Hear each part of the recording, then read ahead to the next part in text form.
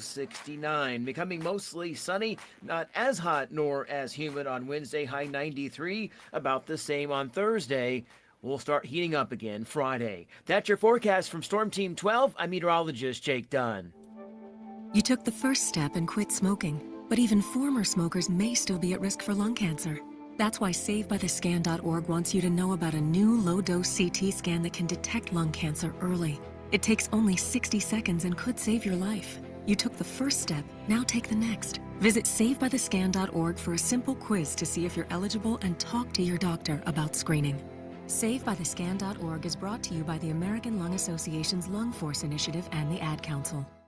You got to listen to Jim Rome afternoons on KFH. This is 97.5 and 1240 KFH, Wichita, K248CY Wichita, KNSS HD2 Clearwater, and Odyssey Sports Station. Hey, Wichita, it's Jacob Albrecht. Stay right there for the latest breaking in sports talk. It's Sports Daily, coming up next exclusively on 97.5 and 1240 KFH. Hola, amigos! Bud Evans here to help you beat the bullets with Westwood One Sports. Strike it rich with the Niners' DeJon Stribling. The much-hyped rookie wide receiver should deliver. His big body, in-traffic toughness, and open field burst are terrific traits. Plus, he's earned the trust of Brock Purdy. Give me the over! 649.5 Stribling receiving yards at minus 110. Bet smarter and beat the books. Download the BetMGM app today. 2 hours ago, Kyle arrived at the bar. Hey, what's everyone drinking? 30 minutes ago, Kyle got his friends another round of drinks. Cheers! 5 minutes ago, Kyle decided to drive home drunk. A minute ago, a law enforcement officer pulled up behind Kyle. Sir, have you been drinking tonight? A chain of events that began 2 hours ago is about to change Kyle's whole world. Drive sober or get pulled over. Paid for by NHTSA. This is an Odyssey Sports Minute. It's either us or them. That's how Lane Kiffin answered when asked about former NFL players returning to college and subsequently committing to LSU. I'm not surprised by Kiffin's answer. Lane Kiffin is the ultimate opportunist, and if it's within the rules, or in this instance, not explicitly outlawed, he's going to do everything possible to win. I don't like it, though. I'm Den Day. You gotta download the app. Gotta get the Odyssey app. 97.5 and 1240 KFH. Listen live on the Odyssey app. A lone starship hurtles across a trackless void. A single human spark bulleting beyond the barriers of space and time. Yes, radio listeners, set your imagination for the year 2000. It's time to blast off into the incredible with Wichita's most listened to sports radio. 97.5 and 1240 KFH. This is Sports Daily. I don't know what that is, man. Hey, cuckoo, baby, don't tell me. Huh? Talk down to me. Now get out of here or I'll have my legs broken. Well, hey there. Welcome in, everybody. It is Sports Daily. Glad to be with you here on a beautiful Tuesday morning, 3 hours live, 8 to 11 we have you. Good to be with you. Glad to be with you. Jacob Albrecht here, Brady Bowman there. Max Power is producing for us as always, and we are getting ready to start to enter the regular groove here on the show. We are jam-packed today with great guests that we'll get you to in just a second. But first, you can always call in the KFH hotline, 869-1240. It is open for you. You can email the show at sportsdaily@kfhradio.com. You can find us on our video streams. Thanks for watching us on 12 News Connected. If you're watching us on the socials, Facebook, YouTube, or X, you can leave comments right there in the streams. We can get those out over the air.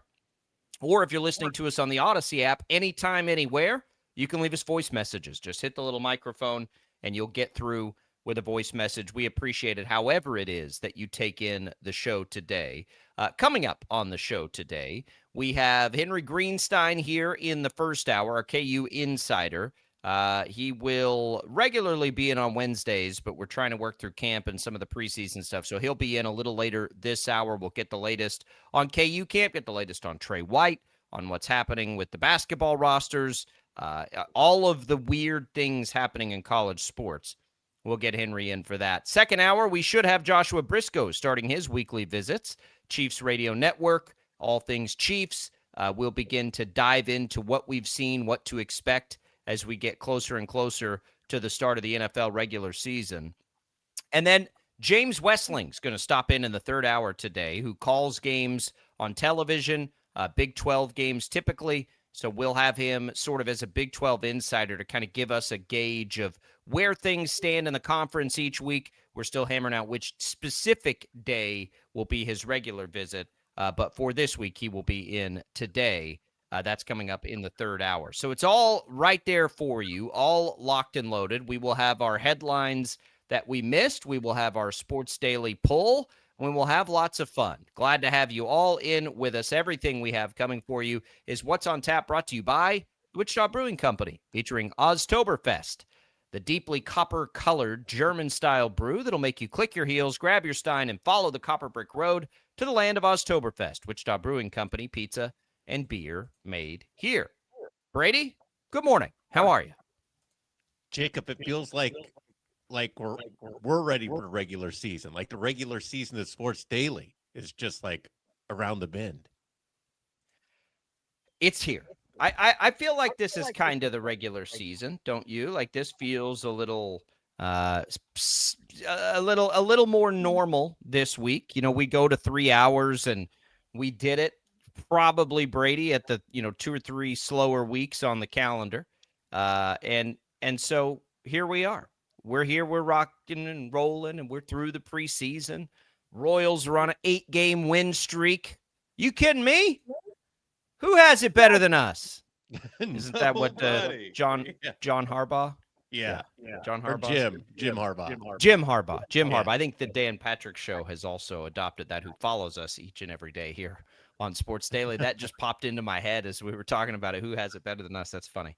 That's Jim Harbaugh, coach now of the Los Angeles Chargers, which look like they're going to have a pretty good team.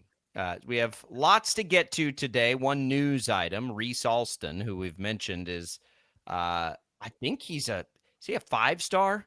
I think he is. He is a big time player, and we knew he was in. He has some ties to He has some ties to PJ Kuznart. He's a top 10 overall recruit in the class of 2027. He put out a top 7 list yesterday, Brady, and Wichita State is on that list. Now, I don't know how excited I want to get about a top 7 list. I'll be honest. I kind of thought it was already down to more than 7, to fewer than 7, I should say. But he's in there, and that's good. Joining Houston, Tennessee, LSU, Vanderbilt, Kentucky, Louisville, and Wichita State. We know programs you're happy to be associated with. That's 100% correct. It's it's really interesting to see them, and there are obvious ties for this specific player, but I think as we watch this play out, it will be fascinating to see. We know that Wichita State has the resources to retain essentially their entire team, everybody that they were allowed to retain. Then their most productive offensive player, we learn, might be eligible. We're still waiting on that, and that goes back and forth with Kenyon Giles. And they're still able to go out of what I have to perceive was a budget and retain him as he signed, or as he announced a return. They announced a return last week. So I would tell you that the resource game, which is the name of the game right now, is trending in the right direction, it would seem, for Wichita State. And I think that should get fans really excited. And as we have Reese Alston, who, is in that mix. And look, he's a top 10 player. I don't know how much other players around the country seeing other players' lists impacts anything. I really don't know. But we know he's been here. We know he has connections. We know he loves it. We know he has all kinds of ties, and that Wichita State's a real player in this. It becomes a resource game. And the longer they stay in it, I think the better people can feel about the resources for the school. They clearly have a long-term plan with that. And we've talked at length over the last 2 or 3 years of the timing of all this. As all of this gets sorted out, I think being on the good end is great. So many of the rules laid out in that legislation, Brady, seem like they impact the power conferences and mostly football. There is room for Wichita State to improve its lot, for sure. I don't think there are penalties in any of the legislation that's been proposed. You know, if ultimately Wichita State needs to align itself more with a basketball-driven conference, which the American is not that any longer, then you want to be as good as you can be so you can be attractive enough to do it. And chicken and egg, right? If you get good, it feels like then the floodgates open. If you're consistently good, you'll consistently have the resources and you can stay consistently good, right? So it's good to see him in there, as Jay has asked us right out of the gates here on YouTube. Our thoughts on this, making the final 7. I don't know what the final 7 means. Honestly, I thought he was down further than 7 already. So I'll be perfectly honest. I'm the worst one to ask about the social media graphics. So I don't know. I know that it's good. Is it, as far as their chances to actually land him, that I couldn't tell you. I'm not sure. I mean, it's better being in the top 7 than not being in the top 7. Right. 100% right. And it's just good to be active in a story. It's good to be active in a story that made a lot of national waves yesterday in that recruiting world, right? It's good for Wichita State just to be listed there. And hopefully if it whittles down from 7 to, 3, I would imagine, is the next cut. Maybe it's 5. I'm not sure. Again, I'm not the one to ask about how that works. The Shockers are right there, man. It's a great piece of news. Great little nugget to start the day off here. We can get into, what did the Chiefs say yesterday? We'll take a look there and get you caught up there as the last preseason game looms. And we'll get you ready for a visit from Henry Greenstein later this hour. Jacob Albrock, Brady Bowman here at Sports Daily, just getting things started. Don't go away.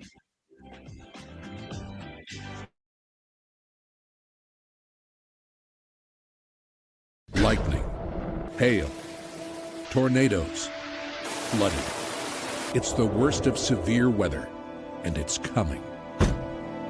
Spring brings warmer temperatures, but also dangerous weather conditions. Stay up to date day or night with the Storm Team 12 weather app.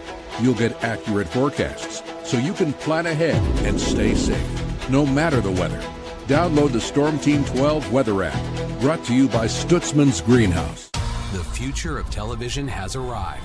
Next Gen TV is here with stunning video, movie theater quality sound, enhanced voice clarity, and interactive features, all upgradable for the future. Learn more at watchnextgentv.com.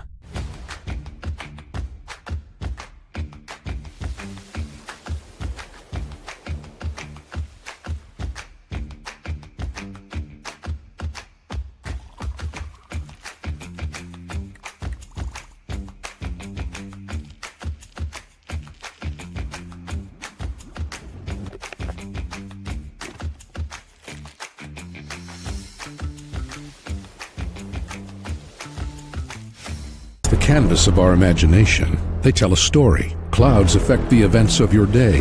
Sometimes they growl, sometimes they inspire, but they're always the messengers of nature's mood written in the sky.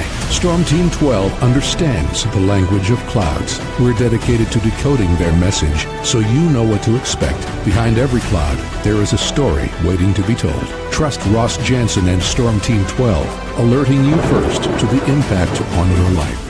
We are following a breaking update. Every day, all day, stream the stories that have you talking near and far. Whoever is behind the wheel of this bus is not stopping. From hundreds of local reporters and meteorologists spanning the country. Chaos here this morning at the UW campus. Search LNL for the all-new Local News Live streaming app. Odyssey is one of the most influential audio and entertainment brands in the nation. You already know Odyssey's iconic local radio brands in Wichita. But did you know Odyssey has the country's best collection of music, news, and sports brands? Odyssey is also a premium podcast creator, major event producer, and digital innovator. Odyssey brings people together across the country and right here in Wichita. Odyssey also delivers meaningful radio and digital audio results. Find out our story and impact at odysseyinc.com/Wichita. Make yourself known now. 831001 in traffic pursuit. Oh my God, here. Investigate TV Plus begins with real people. We investigate stories that impact you and inspire change every day. Something is broken. Real problems. Why are they hiding it? And real solutions. My daughter was dying in front of me. What was your reaction when he said that? Investigate TV Plus, weekdays at 3:30 p.m. on KWCH. Sometimes people tell us, I don't get it, it's just tea. But let me tell you, we are so much more than just tea.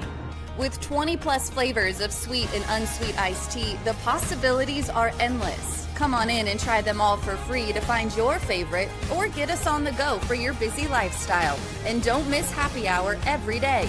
So the next time someone tells you it's just tea, tell them to come by and find out why we say, drink tea, be happy.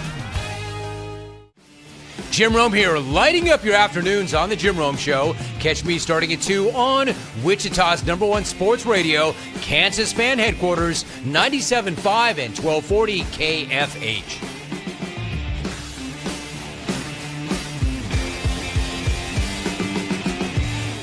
Mornings are busy. We're here to make your mornings better. We report the stories that affect you. 3 more hospital lies from contaminated apple juice just a day after the FDA issued a recall. We're here to make your mornings better. Closing east and westbound lanes of K96 for repairs. With 12 News, you're prepared for your whole day. Scattered thunderstorms across the state into the afternoon. Stay a step ahead with 12 News this morning on KWCH and KSCW.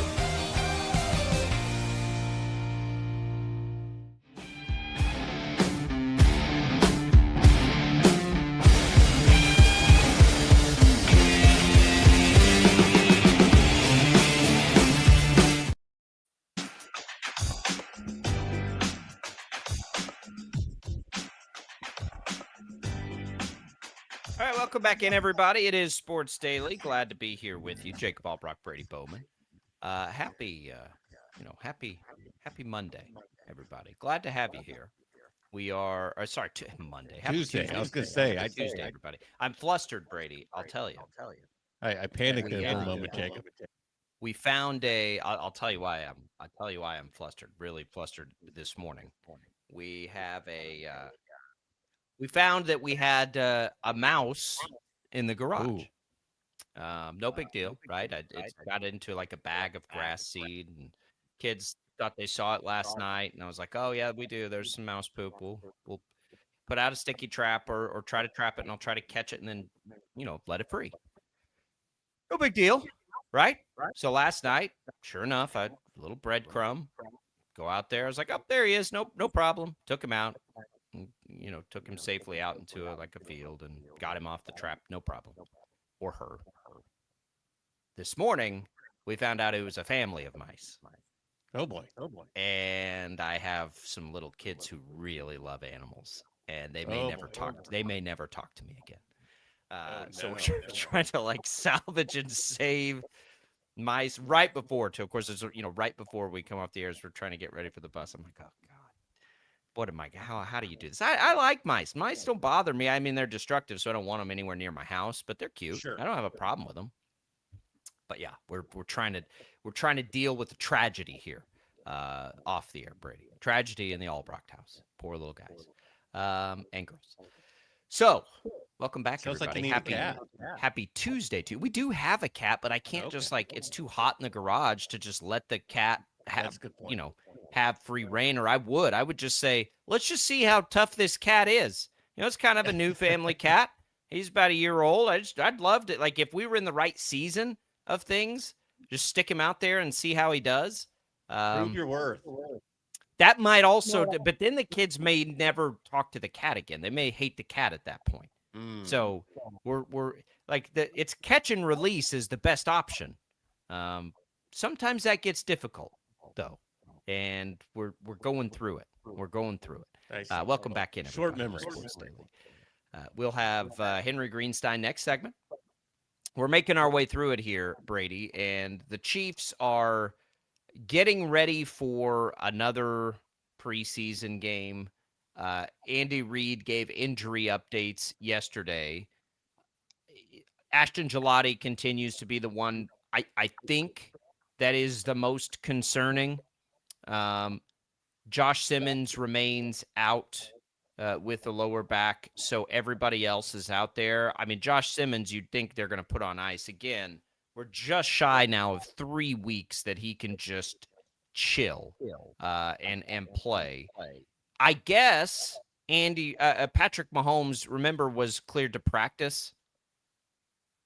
Brady, I don't guess he's been cleared technically to play in week 1. So Andy Reid was asked about that yesterday. I guess that's just another step in this. They'll have to do that.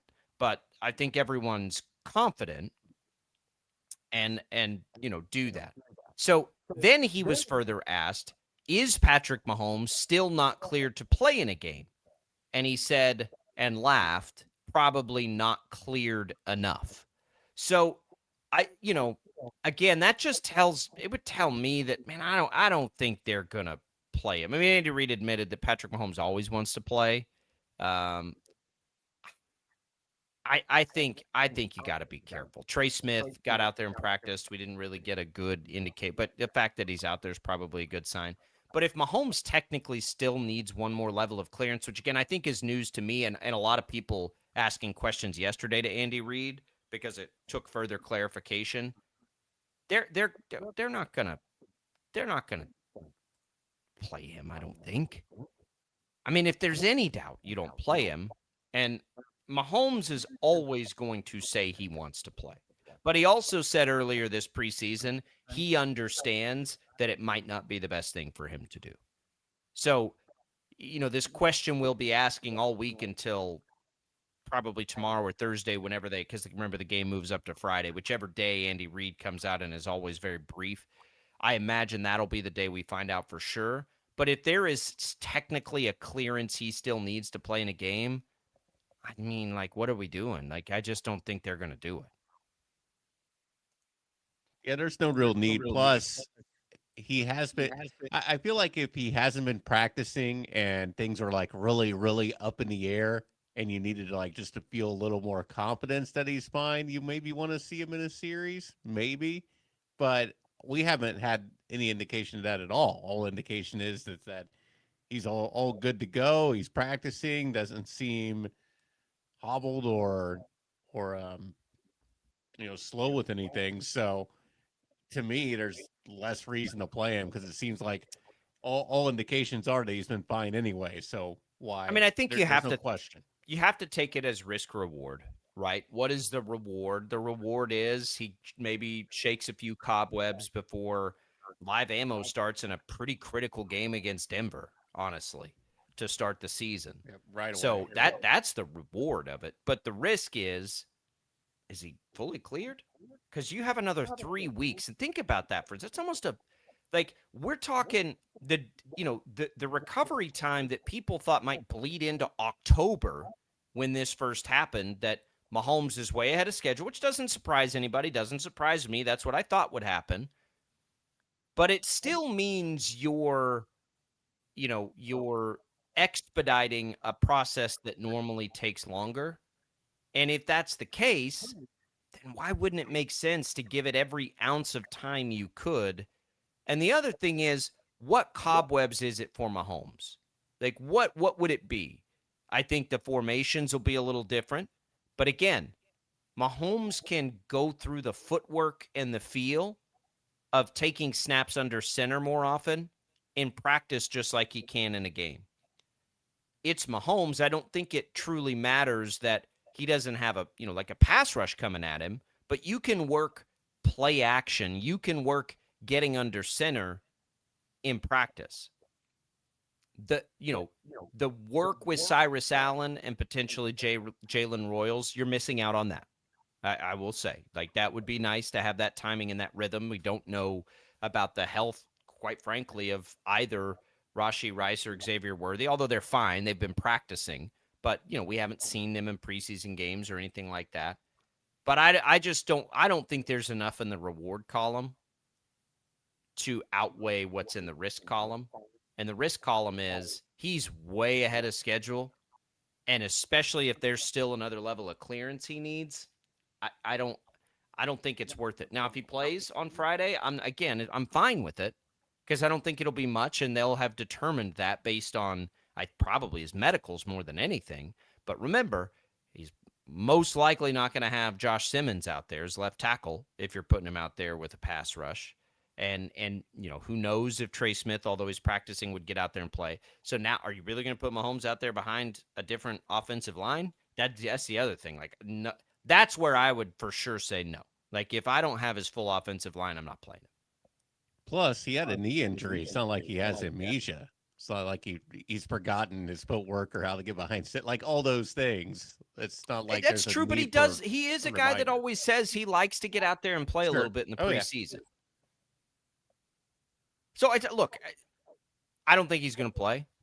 I am fine if he does play a little bit because, again, it will be determined based on probably what he's saying and that he feels like it's important that he does, and I'm not gonna second guess him.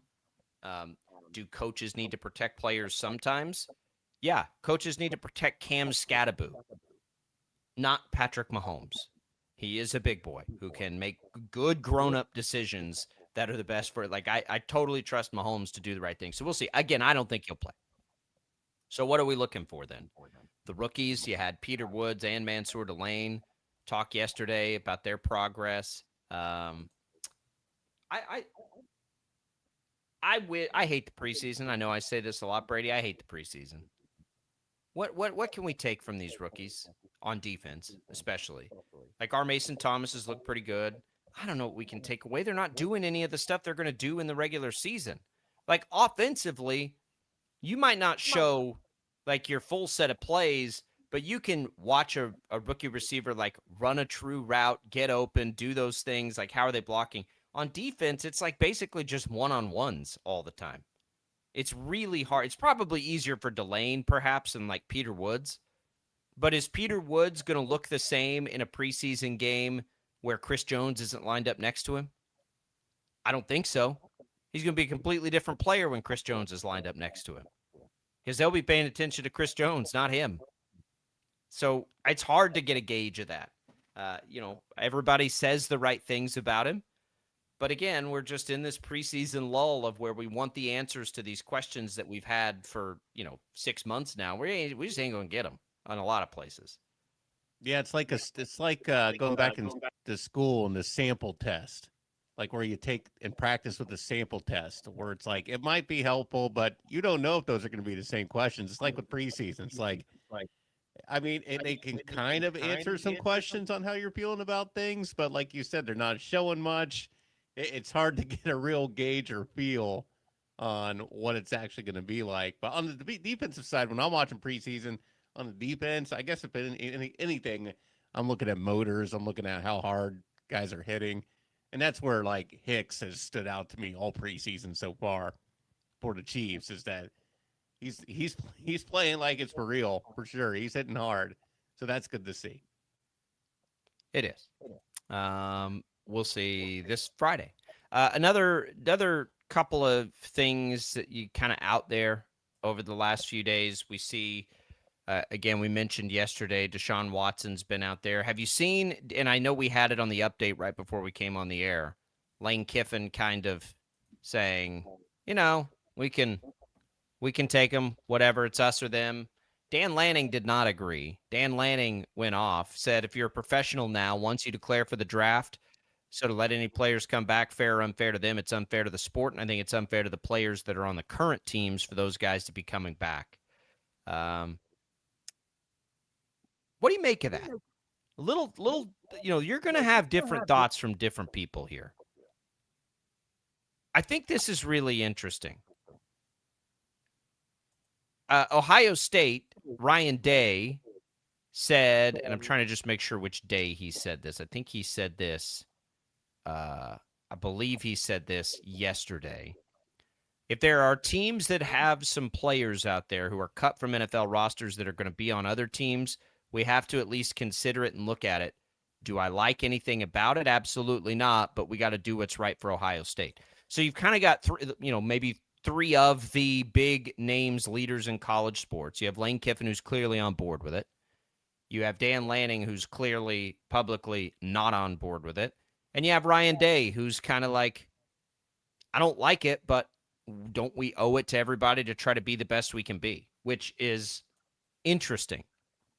Three industry leaders with sort of three different takes on it. This is going to be fascinating to see how this plays out. I mean, these coaches have relationships, right? They don't all like each other, but they're all a part of the associations and everything.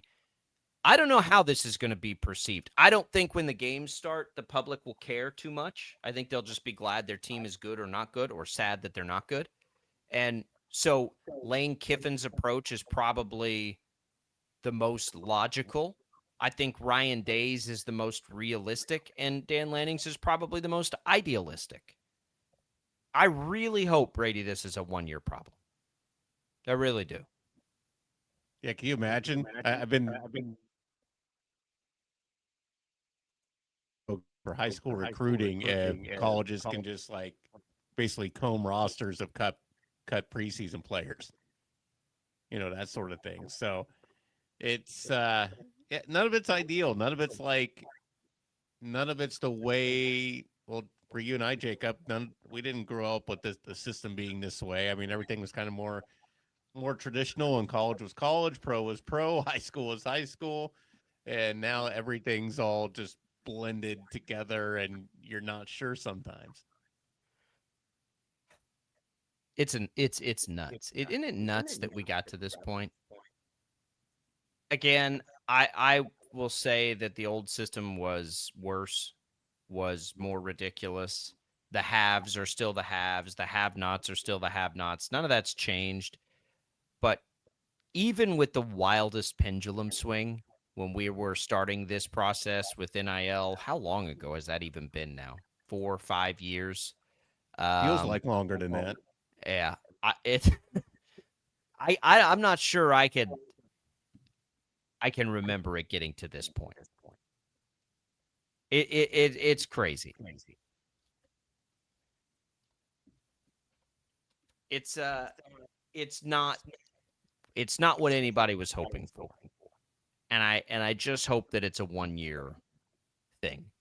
And in the 1 year, it's really interesting. We're going to talk to Henry Greenstein. Is it 1 year and Trey White comes back to KU? Melvin Council's situation is totally different than what we're dealing with some of these things. I just am very interested to see not so much where this lands, but how long this little thing here lasts. Because I hope it's not very. I hope it's not very long, and I hope we can move on with everything and have no issues here and get back to players being at schools for a little while, fans being able to, fall in love with a player and watching that player spend a few years at the university getting better and doing those things. Right now, we don't have that. We don't have that at all.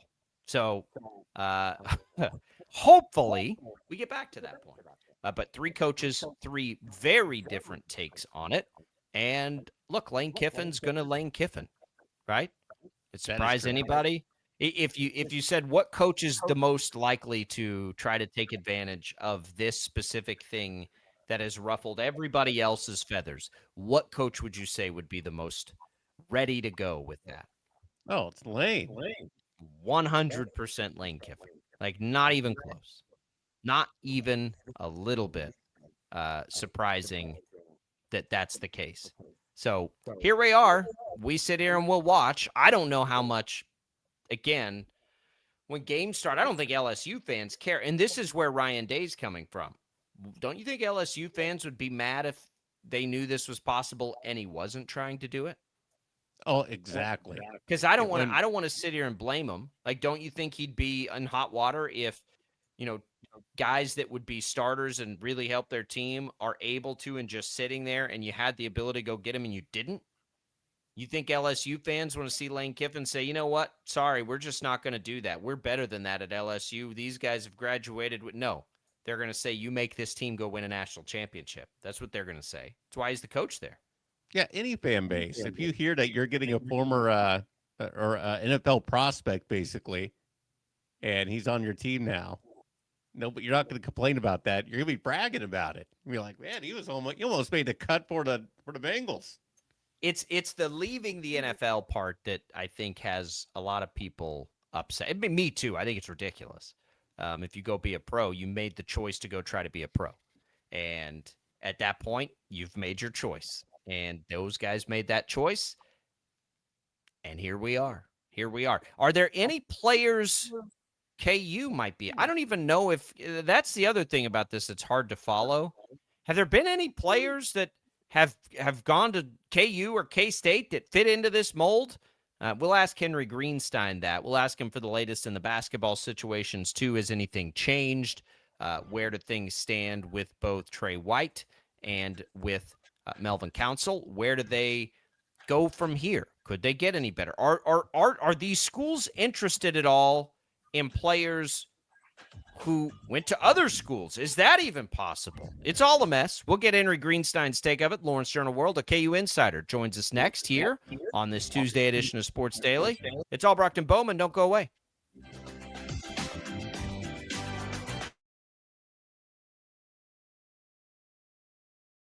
Lightning, hail, tornadoes, flooding. It's the worst of severe weather, and it's coming. Spring brings warmer temperatures, but also dangerous weather conditions. Stay up to date day or night with the Storm Team 12 weather app. You'll get accurate forecasts, so you can plan ahead and stay safe, no matter the weather. Download the Storm Team 12 weather app, brought to you by Stutzman's Greenhouse. The future of television has arrived. Next Gen TV is here with stunning video, movie theater quality sound, enhanced voice clarity, and interactive features, all upgradable for the future. Learn more at watchnextgentv.com.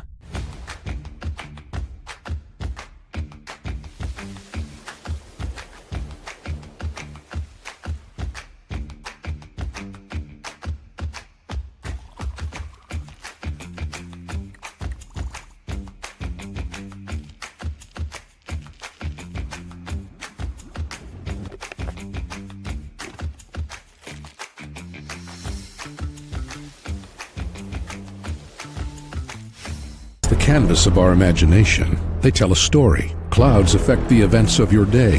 Sometimes they growl, sometimes they inspire, but they're always the messengers of nature's mood written in the sky. Storm Team 12 understands the language of clouds. We're dedicated to decoding their message so you know what to expect. Behind every cloud, there is a story waiting to be told. Trust Ross Jansen and Storm Team 12, alerting you first to the impact on your life.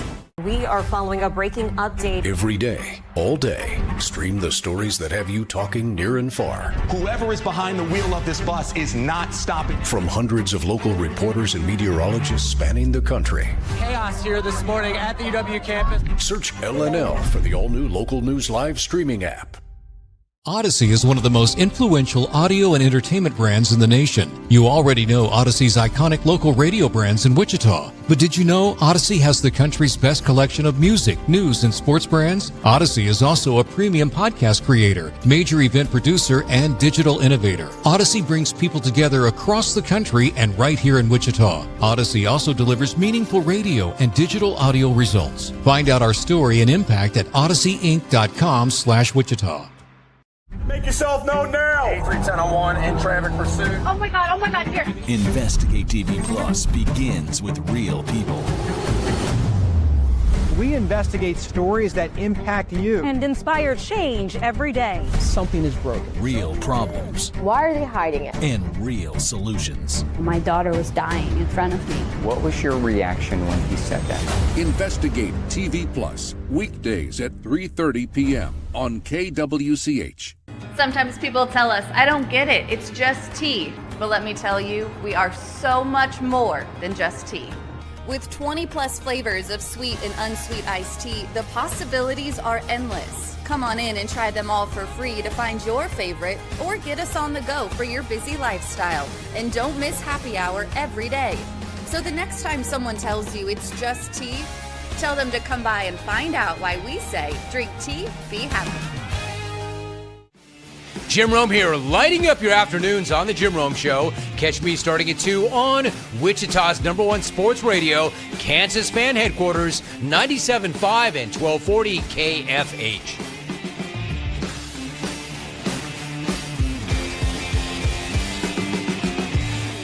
Mornings are busy. We're here to make your mornings better. We report the stories that affect you. 3 more hospitalized from contaminated apple juice just a day after the FDA issued a recall. We're here to make your mornings better. Closing east and westbound lanes of K96 for repairs. With 12 News, you're prepared for your whole day. Scattered thunderstorms across the state into the afternoon. Stay a step ahead with 12 News this morning on KWCH and KSCW.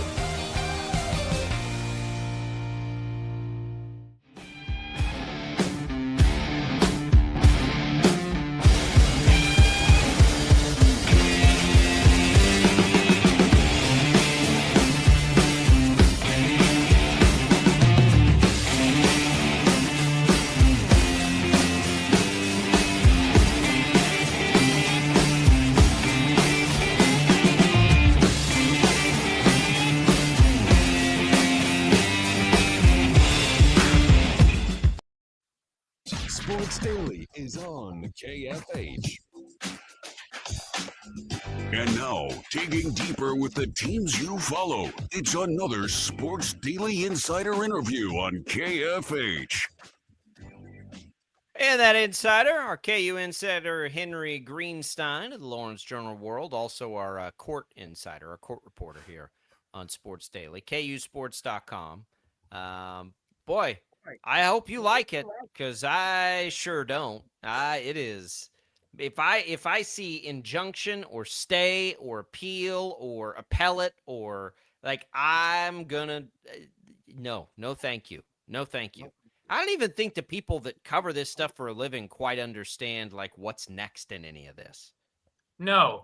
And if you're sick of it, imagine how I feel. I have to go to court on September 4th, the day of the season opener, for 4 to 6 hours and attend Melvin Council's injunction hearing. Listen, Brady and I have both been there in much more dire circumstances, crime court, which I'll tell you is significantly worse. So it could be worse. All right. But it's maybe not as boring. I'll say that. This is all so boring. I hate that we get on here every day and we have to try to catch people up on legal proceedings. I'm just what is, but it's crucial stuff. Every day this changes. And now what we thought was going to make Trey White eligible is not making him eligible anymore. Is he in any of these court cases? Does Trey White have a court case out there? Not as of now, and believe me, I've been refreshing the Douglas County court records, but it'll be difficult to find out that he's been added to any of the numerous lawsuits around the country without the people who are doing those lawsuits telling us as much. I've been trying to remain as vigilant as possible, but I certainly haven't seen him show up at anything yet. Doesn't mean it's not going to happen. Of course, classes at KU started yesterday. So then the other element becomes, all right, how long do people have to conceivably enroll in some form of class to make themselves eligible to take part? But yeah, as of now, no Trey White at the moment, ever since the NCAA got a stay on, or their appeal was successful on the Wisney one. So we're all waiting to see what happens with that.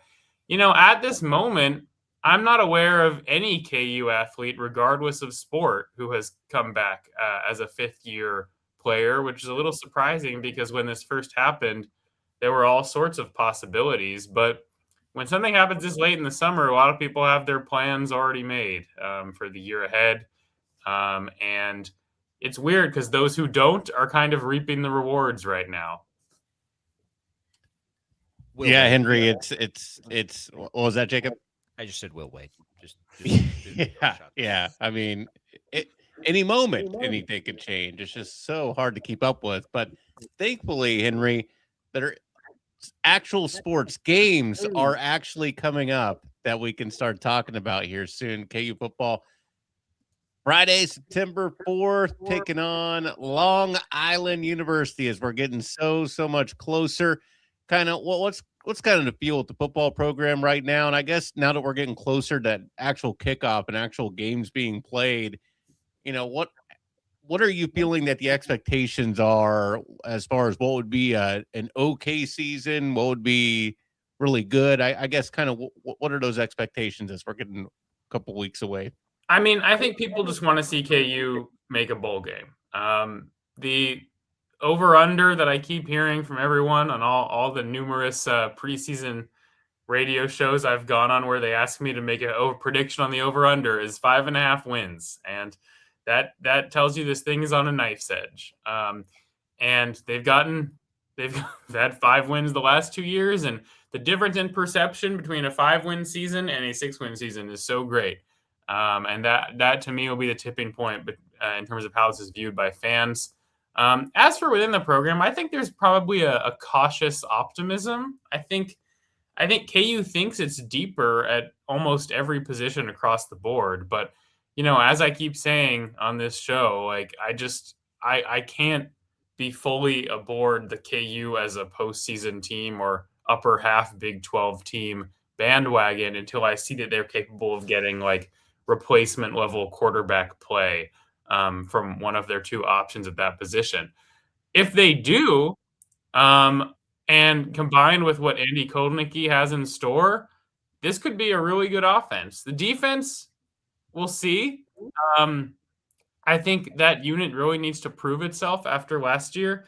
A lot of the personnel that was not great last year is still around and hopefully for KU's sake has improved in the offseason. And then like the new people they hope has in turn pushed the returners to become better at positions like safety and corner. So we'll see. I think there's reason to think this team can make a bowl game. Certainly. I wouldn't blame anyone for thinking that they could. They're going to need to win some games they won't be favored in, which is what happens when you have a couple of disappointing seasons and no one regards you as highly as they did when you were coming off back-to-back bowl appearances. That's just how it goes. We're going to ask, we have James Westling who calls games for the Big 12 on television in later today. And that's one thing I do want to ask him. And I think it's unfair to us. And it's unfair to you who so closely follows a specific team to try to also have to follow all the other teams in the league. Like that's the reality for if I was trying to find optimism, I would say, listen, everybody, outside of a handful of teams, we don't know anything about the other teams in this league. So we like the same questions we're asking about KU and like, my goodness, what's this going to look like? They're asking in Morgantown. They're asking in Tucson. They're asking like I don't know what those other teams have done this offseason. I can't keep up with what KU's done this offseason. Yeah, I mean, well, not only do I have to follow the other 15 teams in the Big 12, I'm an AP voter. I got to follow 138 teams or whatever it is now. Right. But we don't know. Like, we don't know how good the league's going to be. No. Everybody has all these different players now. No, and that's why the Big 12 did away with their preseason poll is because no one knew Arizona State was going to be good in 2024. And apparently that was such an injustice against my grad school alma mater that there was no need to ever have a preseason poll ever again. I mean, the good thing from a KU perspective is that they don't have to play some of the teams that are thought to be the most sure things when you think about like Texas Tech or Houston. They do have BYU on the schedule. They get them at home. They don't have to play Arizona, which is a team that I'm pretty high on, even though you said no one knows what's going on there. I mean, Arizona did lose like all of the players from their positions of strength last year, but they still have Noah Fafita, who I think could potentially be the best quarterback in this league. So they have that going for them, and that's another team KU dodges. Of course, as I've said, like, as favorable as the opponents are in the second half of the season, they have to get to a point where they are like afloat by the second half of the season. They cannot be 2-4, 0-3 in Big 12 play in their first 6 games, which is like a very real possibility. Even if the second half is easier, and that's when they actually get to have Big 12 games in Lawrence against Baylor, BYU, and UCF. Like, they have to be in a point where the team morale and momentum is sufficient that they can actually do something. Yeah, that's pretty key, Henry. Kind of going back to predictions and kind of where expectations are. As far how much runway does Coach Leipold have? You know, last year's pretty disappointing season. I guess when you look back at the hype from maybe 3 to 4 years ago, when there was those expectations of maybe winning the Big 12 conference and those sort of things, and Jalen not having the year last year that folks expected, although it looks like he's having a pretty decent preseason with the Bucks. How much runway does Coach Leipold have until that seat's really kind of feeling warm? Well, there are a few factors you have to take into account with this. One of them is the fact that 4 coaches tried and failed spectacularly to make KU anything even remotely respectable in the 11 seasons before Leipold arrived. So by simply making it a team that has a chance against Big 12 opponents, I think he's earned a lot of goodwill. Second thing you got to take into account is that the athletic director, Travis Goff, just made a pretty much unsolicited, like, 5-tweet thread talking about how great Leipold is last week in response to nothing in particular. And the third thing you got to take into account is, like many athletic departments, KU is operating on a year-over-year deficit and does not have the money to fire coaches willy-nilly, especially those who are making very large sums of money each season and have significant buyouts. So all of those, and they're building a stadium still, $800+ million stadium. I'm gesturing over there because that's where the stadium is. $800+ million stadium project still ongoing, and even after this season, when the east side of the stadium is closer to being finished, they still have to do all the mixed use development that surrounds it. So they still got a ways to go, and it'll be another 2 years before that's like fully complete, I think, is the vision. All that is to say, I don't think Lance Leipold can even be on anything remotely resembling a hot seat because of the context of Kansas athletics, both in terms of the history of the football program and the current state macroeconomically of the KU athletic department. I'm not saying they're broke. They have a really good donor base, and they can compete at a reasonable level in basketball, and all the non-revenue sports are doing really well. I'm just saying they don't have the money to fire a coach who's under a contract like Leipold's, and they clearly like him based on Travis's recent tweets. That's a good point on the contract. Well, yeah. Hopefully they win enough games that we don't have to have that conversation. I hate those conversations. Henry Greenstein, Lawrence Journal-World. We've talked a lot of football since you've hopped on the show with us over the last few weeks. Find the work also at kusports.com. On basketball, outside of will they have Trey White or will they have Melvin Council? Let's say they don't have either of those guys. Where are you? Now, basketball is different than football. I feel like we have a great sense of basketball, right? The rosters are smaller. It's a little easier to track this stuff. How do you stack KU up in basketball? Well, I mean, on the other hand, when you have a smaller roster, the additions of more players can make a greater impact. So that's why we do have to care so much about Trey and Melvin at this late stage of the offseason. But I don't know. We'll find out. They've got the top player in the high school class for a second straight year, but it's going to be an entirely different sort of enterprise this time around because Tyron Stokes, in terms of personality and skill set, is very different than Darren. I think there are a lot of things to be optimistic about with this team. I think they can be a great rebounding team. Even if their centers are as kind of middling as many expect them to be, they'll still be good at rebounding because they're very tall and physical. That combined with having Keanu Dawes and Tyron Stokes in your starting lineup should make for a pretty good margin on the board. So they'll create extra possessions better than last year's team did. And, Bill Self has said he likes playing with two little guards. Well, he's going to get the chance to because their guards are little. If they got Tay Kinney and Leroy Blyde in the backcourt, they'll be fast. They'll have good ball handling. Stokes is a great passer too. There's reason to think the ball movement can be good and they can play at a fast pace. At the same time, there's a lot of question marks. None of their transfers are big name, nationally prominent guys. For when you look at these preseason rankings that guys like Gary Parrish and John Rothstein are doing, Dawes and Blyden are not moving the needle so much.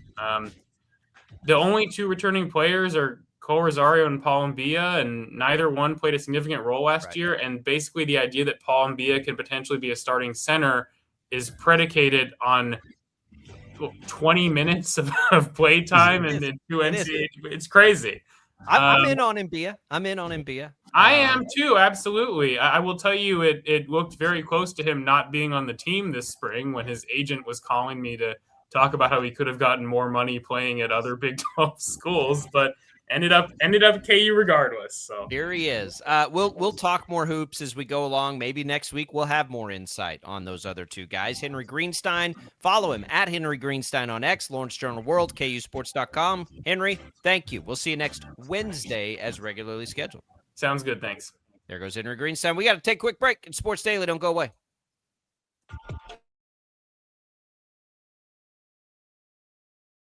Lightning, hail, tornadoes, flooding. It's the worst of severe weather, and it's coming. Spring brings warmer temperatures, but also dangerous weather conditions. Stay up to date day or night with the Storm Team 12 weather app. You'll get accurate forecasts, so you can plan ahead and stay safe, no matter the weather. Download the Storm Team 12 weather app, brought to you by Stutzman's Greenhouse. The future of television has arrived. Next Gen TV is here with stunning video, movie theater quality sound, enhanced voice clarity, and interactive features, all upgradable for the future. Learn more at watchnextgentv.com.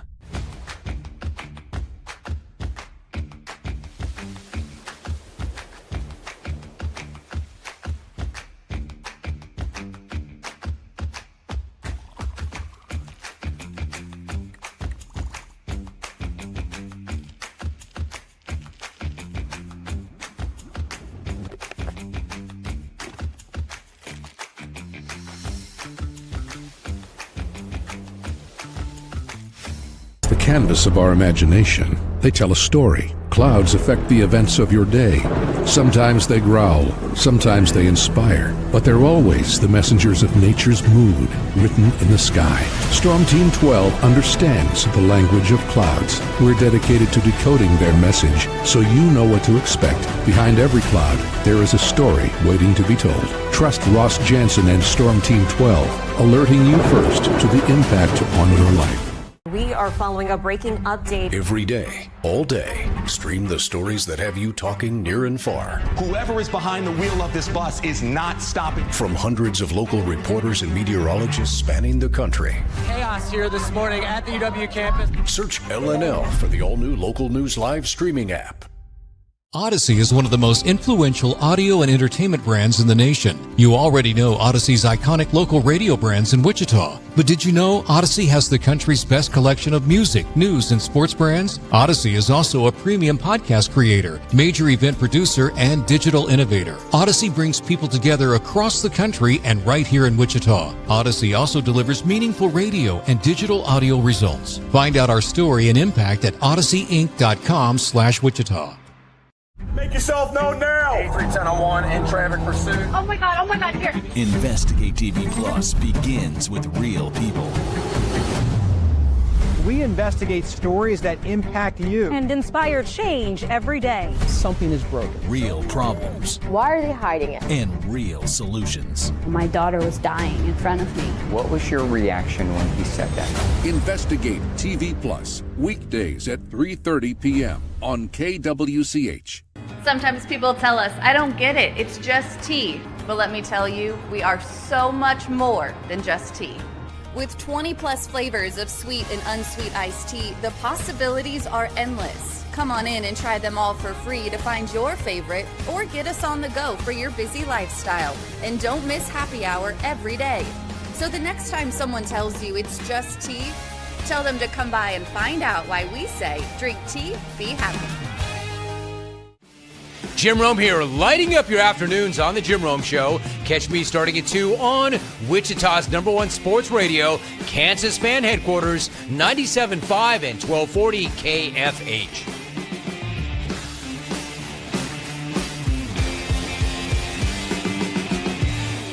Mornings are busy. We're here to make your mornings better. We report the stories that affect you. 3 more hospitalized from contaminated apple juice just a day after the FDA issued a recall. We're here to make your mornings better. Closing east and westbound lanes of K96 for repairs. With 12 News, you're prepared for your whole day. Scattered thunderstorms across the state into the afternoon. Stay a step ahead with 12 News this morning on KWCH and KSCW.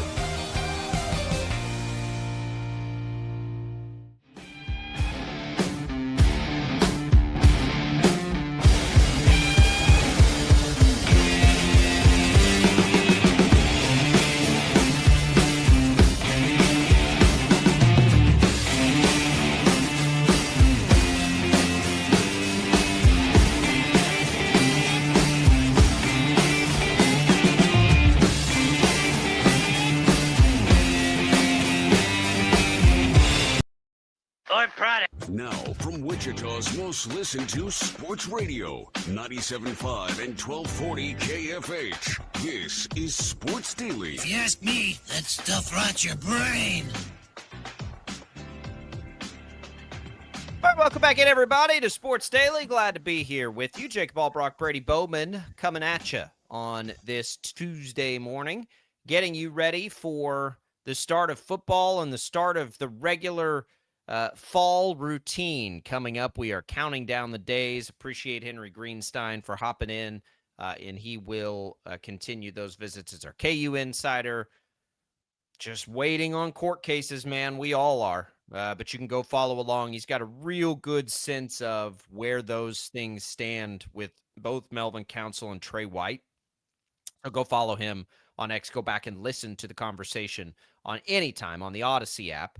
You can leave us voice messages there. You can call in 869-1240. The KFH hotline is open. You can also email us, sportsdaily@kfhradio.com.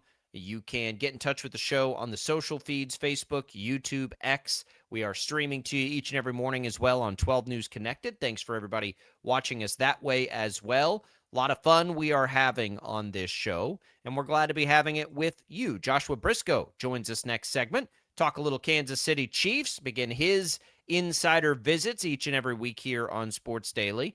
Looking forward to that. We will also have James coming in for the Big 12, Brady, and it'll be our first conversation, James Westling, who calls those games. So I'm looking forward to that, to try to get some sense of what other teams around the league are looking like, what the sense is, as the research is happening for those games. But we'll have that conversation as well coming up in the third hour. It's all What's on Tap, brought to you by the Wichita Brewing Company. And we are happy to have them on board. Your summer spot, pizza and apps the whole group will love, seasonal beers, full cocktail menu for the adults, and new dirty sodas and homemade root beer that keep the kids happy. WB, see you this summer at Wichita Brewing Company. As we come back in here, Brady, and get ready, it is time now for the headlines I missed. All right, Sports Daily fans, let's take you to the sports headlines Jacob probably didn't see. I'd be surprised if you didn't see this one, Jacob, but 49ers owner Jed York arrested on suspicion of engaging in prostitution. And there's a mugshot. I got it, and I got the headlines, and I got a lot of funny takes on it. I have not actually dug into that story. Yep, he was arrested in Ohio, and according to Columbiana County records, York allegedly responded to an undercover ad on a known prostitution website and arranged to have sexual activity with the female in exchange for $140. $140 for the owner of an NFL team? Yeah. Okay. Yeah, that's nothing. That's probably money found in his shoe or something. So he's from Ohio, apparently, as I'm looking at this. Not far from where he is. So, owner and CEO. It's like a family business. The family has owned them for a long time. He's gonna get punished. I don't know how do you punish the owners? What's the precedent on that? I mean, he'll get punished for this for sure. He was arrested, misdemeanor. Yeah, if you're looking at just go to a website. You don't think you're getting caught for that these days? You just pop on a website. I like how it says a known prostitution website. That's what I mean. It's arrested Sunday morning in the Wheat Hill mobile home community. So, not a good look. Not a good look. Sorry, did you say arrested in the mobile home community? Yeah. So probably not a lot of probably not a lot that you can do to fight that one. I didn't realize they caught him on site there. Okay. But I'm here all the time. What are you Yeah. What are you guys talking about? So that's not good. This is also not good. Study has found that at least 25% of NFL players in a sample study had CTE. At least 1 in 4 NFL players who died between 2016 and 2021 had CTE, a new study revealed. 1 in 4? 1 in 4. That's pretty How many brains did they study? Let's see. At least it just says in the opening sentence, at least 1 in 4 NFL players who died between 2016 and 2021. So however many that was. I wonder how many they studied on that.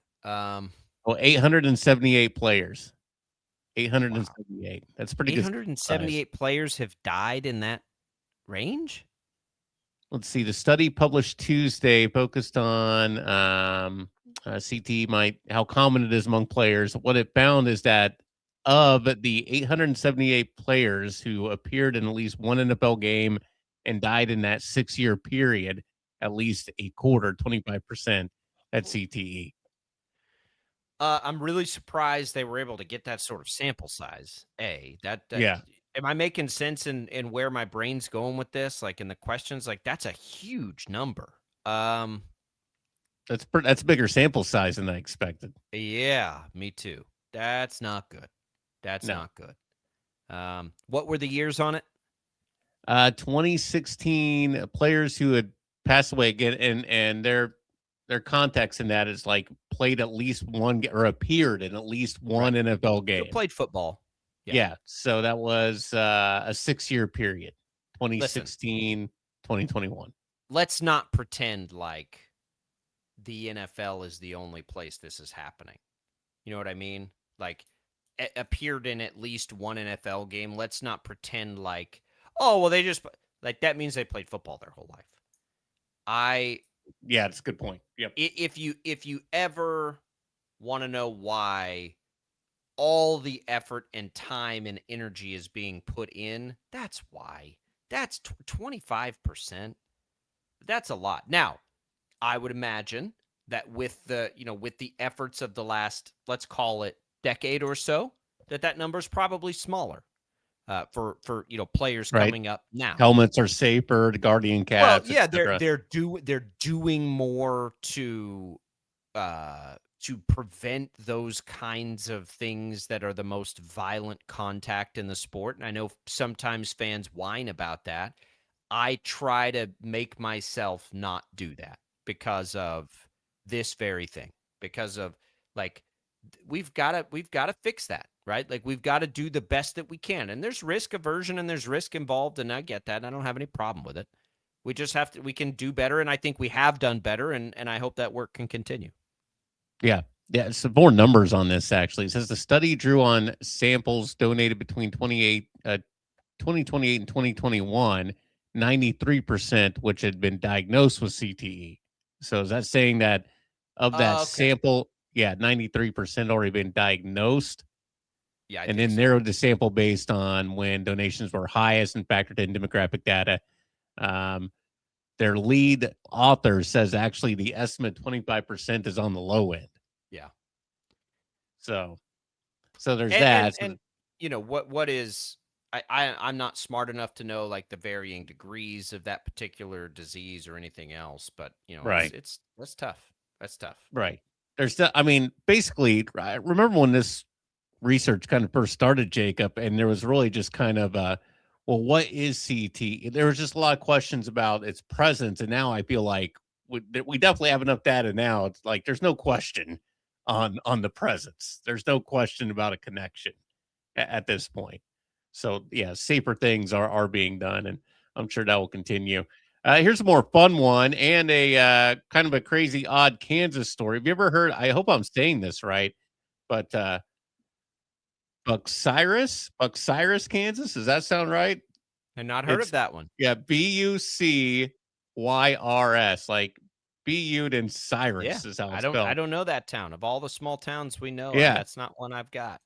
It's just south of Kansas City, but a Kansas company security cameras caught a kangaroo on the loose south of Kansas City. Okay. Yeah, at a tractor supply company from, there. Like a refuge somewhere?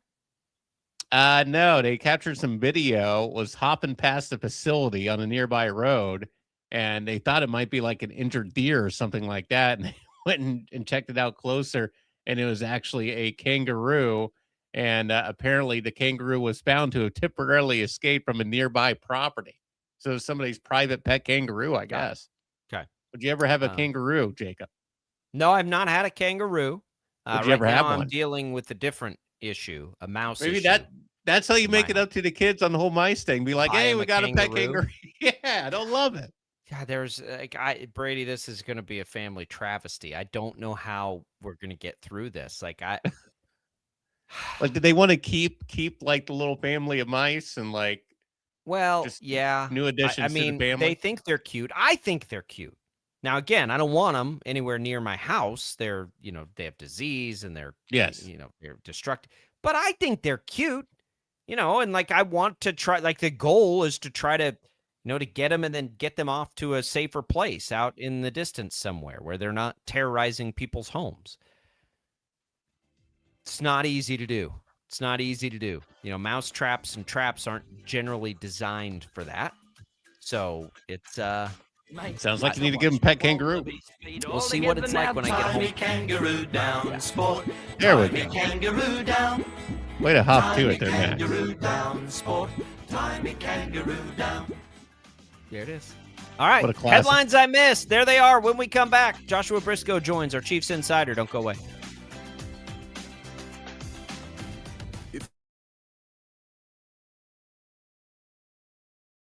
Lightning, hail, tornadoes, flooding. It's the worst of severe weather, and it's coming. Spring brings warmer temperatures, but also dangerous weather conditions. Stay up to date day or night with the Storm Team 12 weather app. You'll get accurate forecasts, so you can plan ahead and stay safe, no matter the weather. Download the Storm Team 12 weather app, brought to you by Stutzman's Greenhouse. The future of television has arrived. Next Gen TV is here with stunning video, movie theater quality sound, enhanced voice clarity, and interactive features, all upgradable for the future. Learn more at watchnextgentv.com.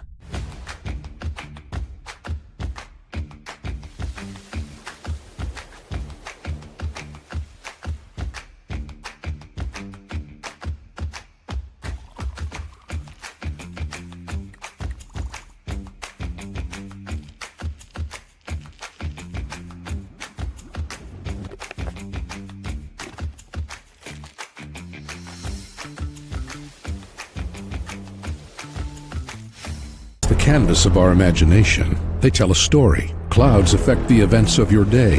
Sometimes they growl, sometimes they inspire, but they're always the messengers of nature's mood, written in the sky. Storm Team 12 understands the language of clouds. We're dedicated to decoding their message so you know what to expect. Behind every cloud, there is a story waiting to be told.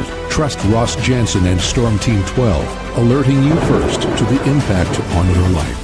We are following a breaking update. Every day, all day, stream the stories that have you talking near and far. Whoever is behind the wheel of this bus is not stopping. From hundreds of local reporters and meteorologists spanning the country. Chaos here this morning at the UW campus. Search LNL for the all-new Local News Live streaming app.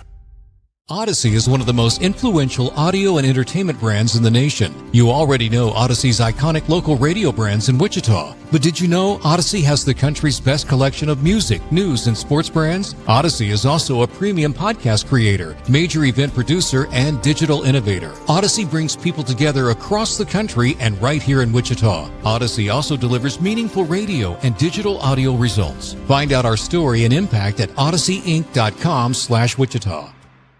Make yourself known now. 310 in traffic pursuit. Oh my God, here. Investigate TV Plus begins with real people. We investigate stories that impact you. And inspire change every day. Something is broken. Real problems Why are they hiding it? and real solutions. My daughter was dying in front of me. What was your reaction when he said that? Investigate TV Plus, weekdays at 3:30 p.m. on KWCH. Sometimes people tell us, I don't get it, it's just tea. But let me tell you, we are so much more than just tea. With 20 plus flavors of sweet and unsweet iced tea, the possibilities are endless. Come on in and try them all for free to find your favorite or get us on the go for your busy lifestyle. And don't miss happy hour every day. So the next time someone tells you it's just tea, tell them to come by and find out why we say, drink tea, be happy. Jim Rome here, lighting up your afternoons on The Jim Rome Show. Catch me starting at 2 on Wichita's #1 sports radio, Kansas fan headquarters, 97.5 and 1240 KFH.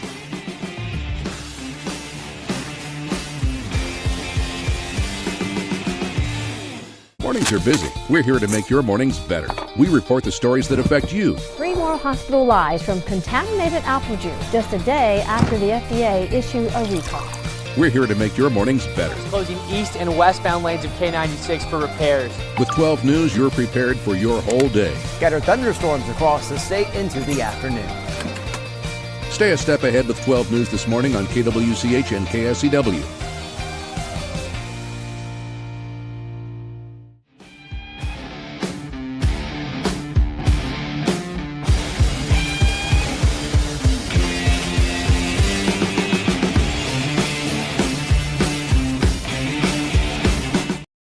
Is on KFH.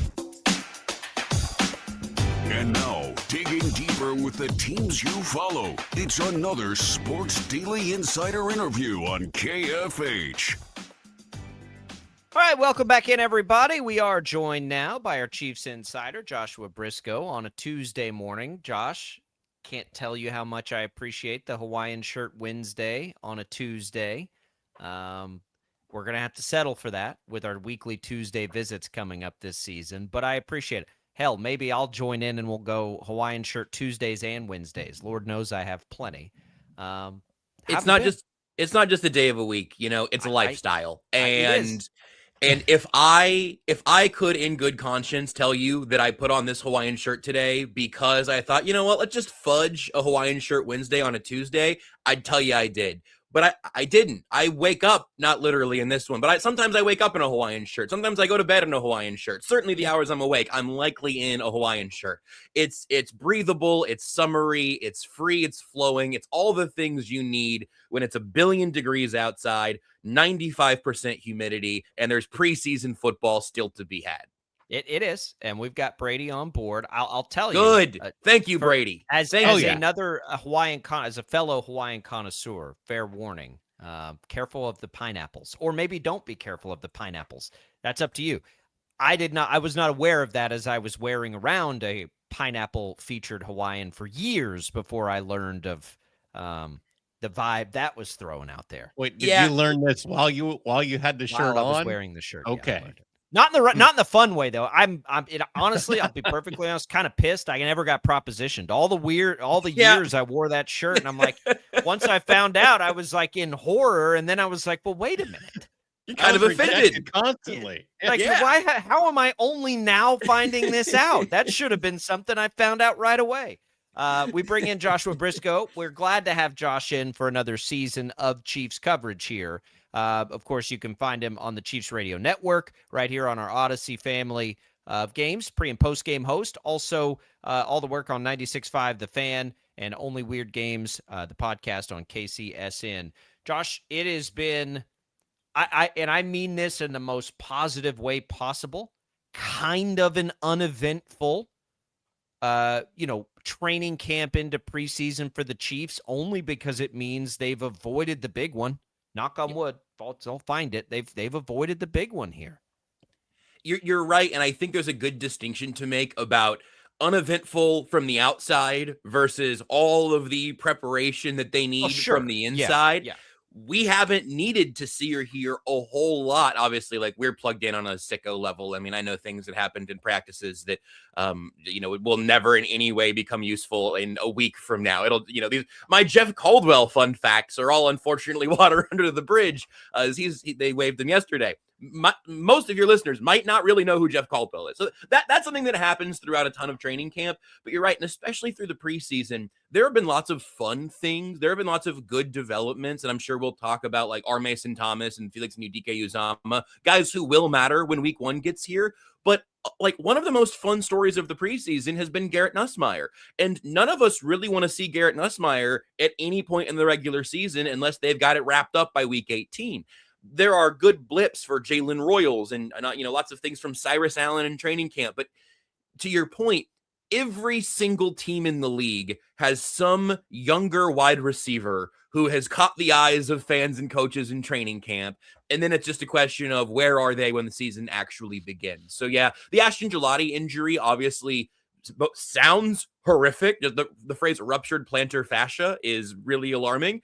But it seems like there is a very reasonable path for that to heal up on its own and for him to be pretty much himself week 1, week 2, whenever that arrives. So no huge injuries. And I guess it would be a huge story if Patrick Mahomes started practicing partway through training camp, but he was so far ahead of schedule, you pretty much put a bow on that one by day 1. Yeah, for sure. We were actually just talking about that just a little bit ago. Like, how would we feel if there was more unknown with Mahomes at this point?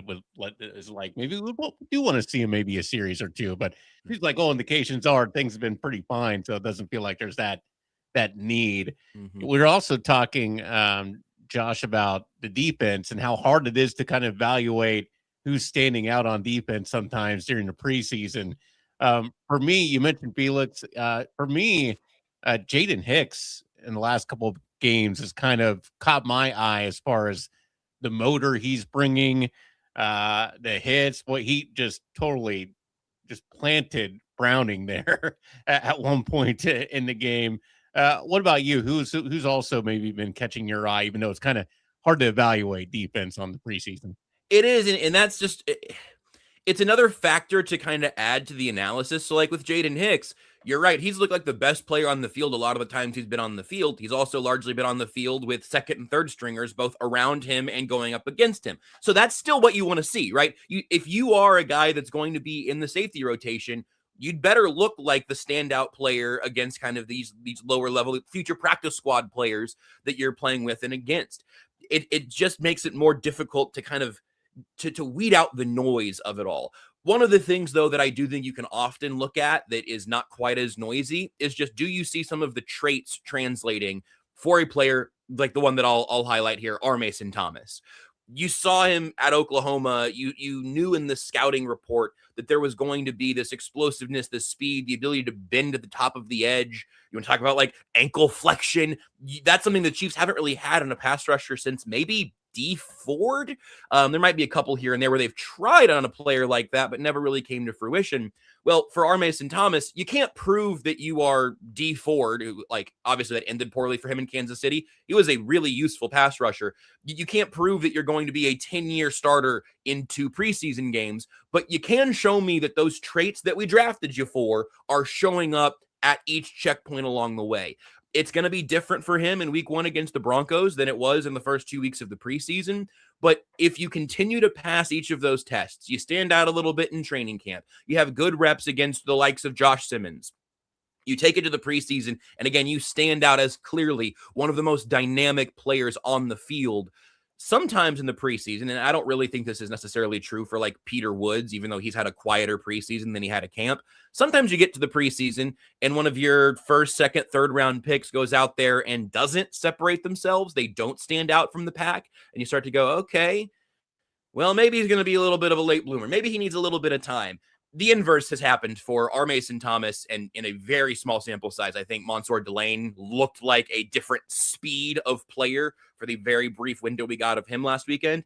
I love seeing what we've seen from Thomas so far because it was a little bit outside of character for the Chiefs to bring in that kind of pass rusher. Again, they haven't had under Spags in quite some time, but being able to see those tools start to assert themselves makes me really excited for what he'll do in the regular season.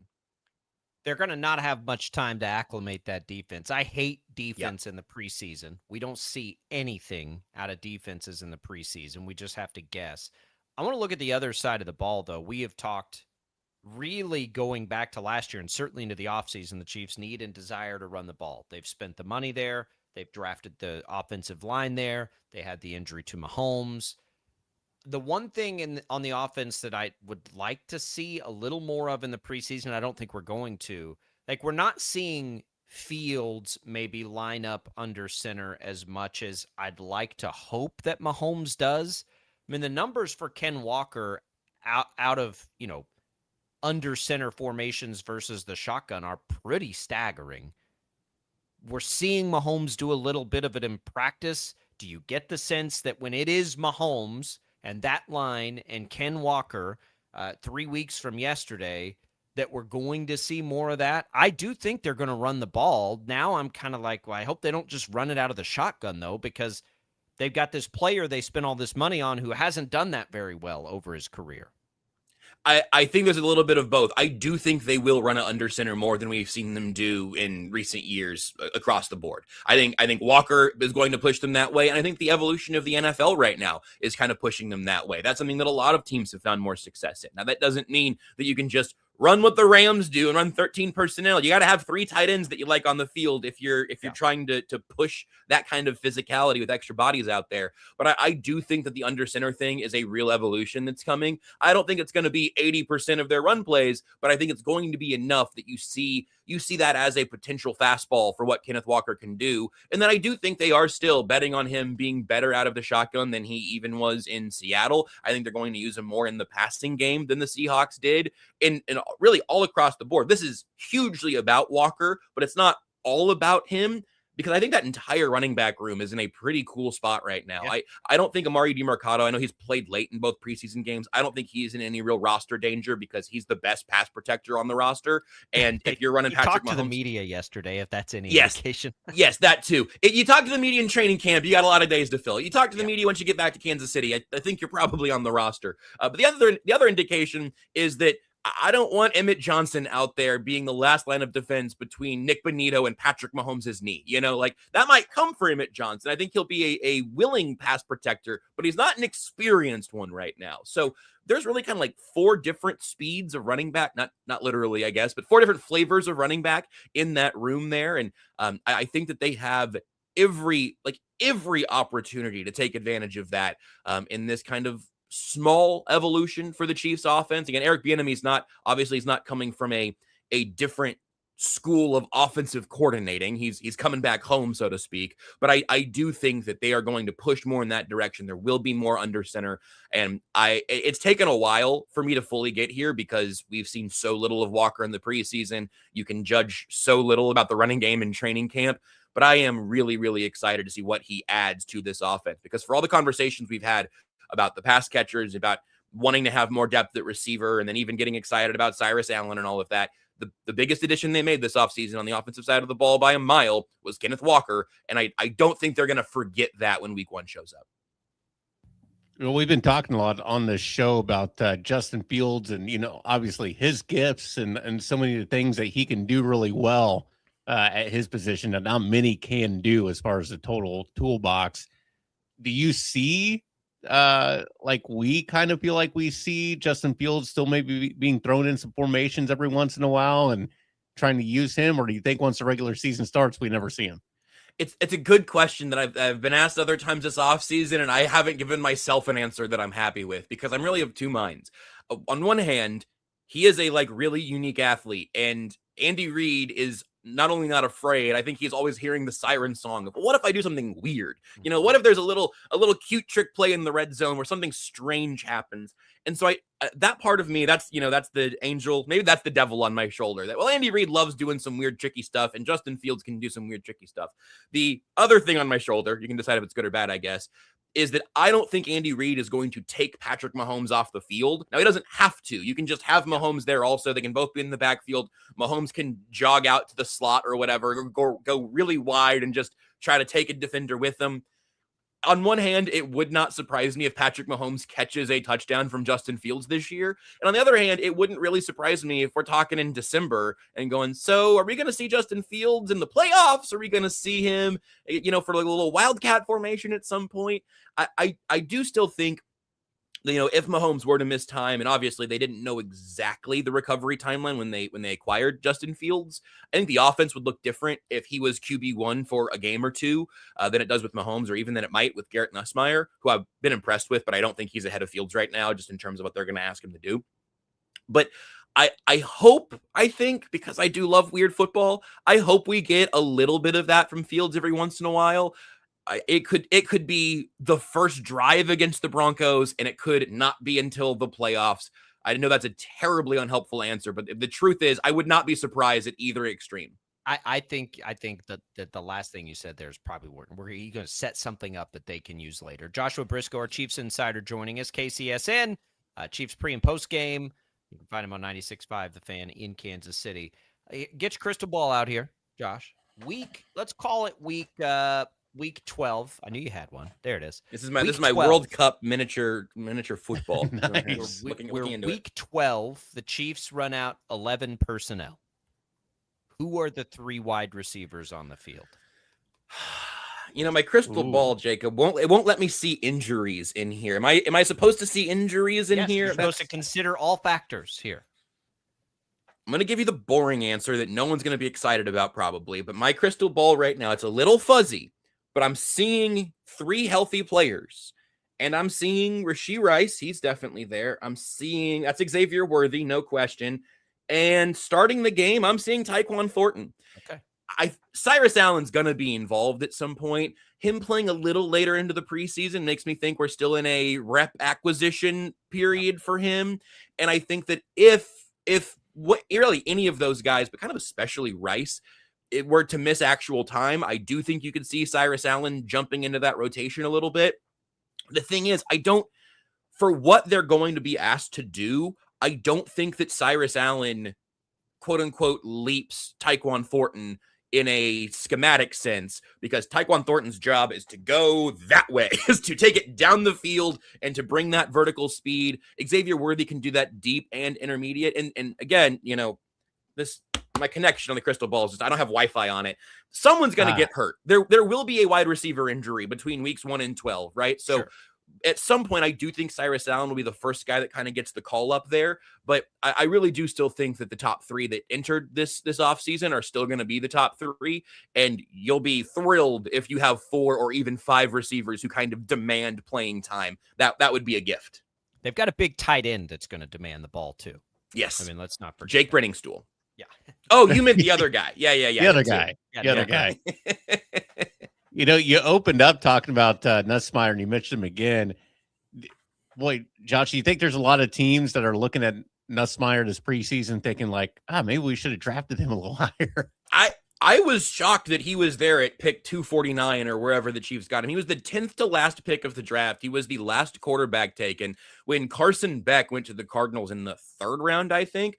I remember having a conversation with some of the KCSN guys who do all of the draft coverage thing, and that, like, you could have swapped Carson Beck and Garrett Nussmeier in the draft, and I wouldn't have batted an eye. It wouldn't have shocked me for Nussmeier to have been a 3rd round pick. And I wrote a piece over on Chiefs on SI a day or two ago that not only do I think Nussmeier has shown you enough that you'd like to keep him on your roster, I think he's shown the league too much at this point to believe that you could sneak him to your practice squad. I don't think he's clearing waivers. This league never has enough quarterbacks. Joe Flacco right now at age 41 is making $6 million to back up Joe Burrow. The Bengals have a quarterback. Say what you want about the Bengals. Say what you want about Joe Burrow, but Joe Burrow is not the problem in Cincinnati. The Rams draft a 1st-round quarterback to try to avoid the quarterback carousel in a year or two when Matt Stafford retires. And then you have teams like the Browns and currently the Falcons and really like a third of the league that's just in quarterback hell to purgatory or somewhere in between. So I really was surprised that Nussmeier fell as far as he did. He's not just like some random guy that had a nice senior year at a small school that then you take a shot on in the 7th round. He was a 1st-round pick being mocked as a 1st-round pick during his junior year. I guess it might have been his 4th year, but if he would have left a year prior, partway through that season, mid-1st, high 1st-round pick, that kind of pedigree that you find from guys that end up the Sam Darnolds or Mac Joneses or right now Kyler Murray, Baker Mayfield, guys that are highly drafted and then struggle at the NFL level and then kind of have a second act. It feels like the Chiefs bought incredibly low on Garrett Nussmeier, and it feels like his second act could just be starting as being a 7th-round pick. So yeah, I've been really impressed by him. Again, I'll say this because I know a lot of people want to see him keep climbing the depth chart. I think it's Justin Fields right now, and I think that's for a reason. I think that you have a veteran who's been in the league for a while. I'd be surprised if Fields ended up jumping him, if Nussmeier ended up jumping Fields in the depth chart. But I'd also be at this point surprised, and honestly, I'd be disappointed if the Chiefs didn't make room for him on the 53 because I don't think he's making the practice squad. I think somebody else would love to have Garrett Nussmeier join their quarterback room. And for the Chiefs, then if he's just your backup for Mahomes the next several years on a super cheap contract, you've won the draft pick. If somebody sees him in the preseason in a year or two and they go, you know what, we might trade you a pick for Garrett Nussmeier, then you've hit a jackpot, turning a 7th into a 3rd or whatever it might be. So I've been really impressed.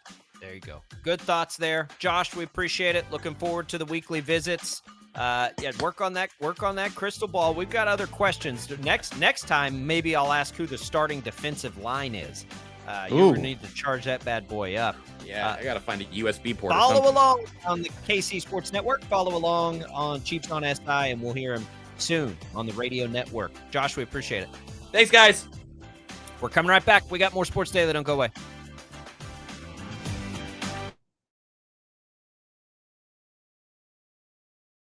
Lightning, hail, tornadoes, flooding. It's the worst of severe weather, and it's coming. Spring brings warmer temperatures, but also dangerous weather conditions. Stay up to date day or night with the Storm Team 12 weather app. You'll get accurate forecasts, so you can plan ahead and stay safe, no matter the weather. Download the Storm Team 12 weather app, brought to you by Stutzman's Greenhouse. The future of television has arrived.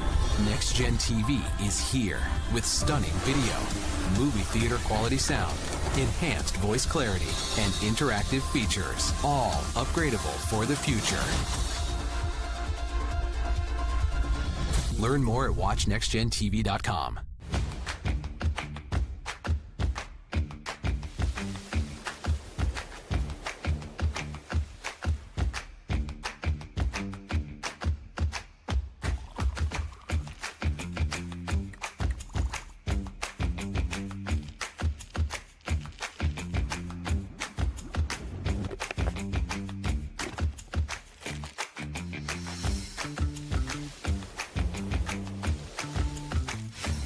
Canvas of our imagination. They tell a story, Clouds affect the events of your day. Sometimes they growl, sometimes they inspire, but they're always the messengers of nature's mood written in the sky. Storm Team 12 understands the language of clouds. We're dedicated to decoding their message so you know what to expect. Behind every cloud, there is a story waiting to be told. Trust Ross Jansen and Storm Team 12, alerting you first to the impact on your life. We are following a breaking update. Every day, all day, stream the stories that have you talking near and far. Whoever is behind the wheel of this bus is not stopping. From hundreds of local reporters and meteorologists spanning the country. Chaos here this morning at the UW campus. Search LNL for the all-new Local News Live streaming app. Odyssey is one of the most influential audio and entertainment brands in the nation. You already know Odyssey's iconic local radio brands in Wichita. But did you know Odyssey has the country's best collection of music, news, and sports brands? Odyssey is also a premium podcast creator, major event producer, and digital innovator. Odyssey brings people together across the country and right here in Wichita. Odyssey also delivers meaningful radio and digital audio results. Find out our story and impact at odysseyinc.com/Wichita. Make yourself known now. 83-1001 in traffic pursuit. Oh my God, here. Investigate TV Plus begins with real people. We investigate stories that impact you and inspire change every day. Something is broken. Real problems. Why are they hiding it? And real solutions. My daughter was dying in front of me. What was your reaction when he said that? Investigate TV Plus, weekdays at 3:30 p.m. on KWCH. Sometimes people tell us, I don't get it, it's just tea. But let me tell you, we are so much more than just tea.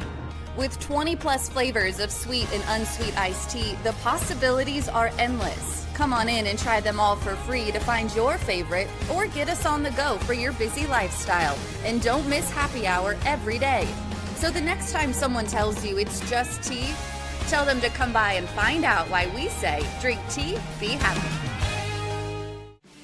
Jim Rome here, lighting up your afternoons on The Jim Rome Show. Catch me starting at 2 on Wichita's #1 sports radio, Kansas Fan Headquarters, 97.5 and 1240 KFH.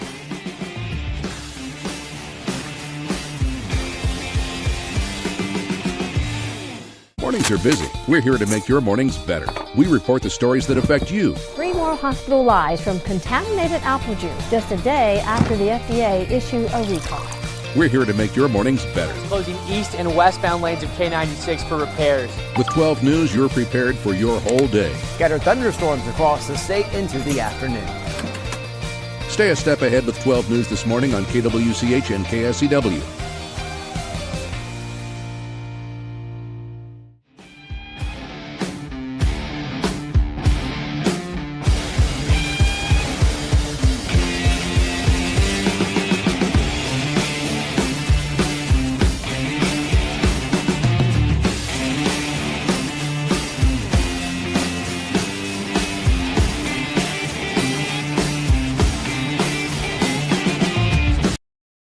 In life, I want you to remember, no matter how stupid the dealer looks, always cut the cards.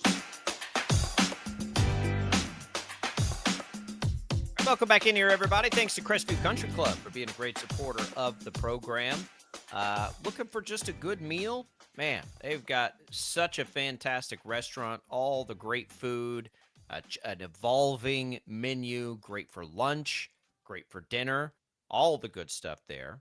At Crestview, plus, of course, 36 holes of golf, the simulator, the tennis facility, pool's still open through Labor Day. Go take a tour this time of year. Just go check out the facilities. Tell them we sent you here from Sports Daily and see all the different membership options that they have. We come back in, Brady. Breaking news. Oh, boy, what we got? Seen this from Pete Thamel. The Big Ten set to pass a rule today, Brady, that does not allow players to return from the NFL and play in the Big Ten. Anyone who has declared for the NFL draft and did not withdraw, appeared on an NFL roster, or signed a contract with a pro league cannot be on a Big Ten roster. Right now, this says football. I don't know if this will pass into the other leagues, the other sports. Man. Now, I'm telling you here, this is getting interesting. Big Ten fires the first shot, Brady, on this. The NCAA, all these places, like they have, I have always felt like the conferences did have some power on this stuff to probably enforce some rules of their own that aren't like blanket rules. Like the conference, you can't play in this conference or you'll be punished. The conference can punish the schools. So the Big Ten fires the opening shot, and we'll see. That's, again, expected to come today. Do you think the SEC follows along the same path? Now, there are other people that are saying quickly, the Big Ten is like the NCAA, a nonprofit, no power to enforce these rules unless they collectively bargain. Again, it's not that I don't think they're going to get into the situation of granting eligibility to players when I hear that. Now, that's what they'll say, right? Players can't come back. But I think what they can do is be in the business of punishing teams. Does that make any sense? Like, I don't know, the Big Ten's probably not going to, challenge players in any way because, again, what is the difference between them and the NCAA? But they could sure challenge and punish coaches, much like Brendan Sorsby, right? What we saw the Brendan Sorsby saga playing out, and leagues were trying to figure out how to handle that, and there were scheduling issues and all of these things. If the Big Ten comes out and says, okay, you do that, and your team can't participate in a conference championship because that's their thing, right? There's a conference championship and all of these other things that we can do as a league to prevent this from happening. I think there's some merit here on this. And I've long wondered what leagues would do to combat this stuff. We did see it with Brendan Sorsby. This is a bold move, and I have to wonder, as LSU has kind of been in the center of the spotlight on this, if the Big Ten does it, you think the SEC just says, okay, we'll take them? Or does the SEC in solidarity say, you know what, that's a pretty good idea. We should probably not allow this. And I think that's what they're going with, because that's basically what they did say. I saw this headline actually just a little bit before you mentioned what the Big Ten just put out, but the SEC on Monday issued a statement emphasizing its belief that athletes who choose to leave college athletics and sign professional contracts, quote, should not then be permitted to return to college competition, end quote. So the SEC is with the Big Ten on this, it seems. They typically are. They typically, kind of go hand in hand on this stuff.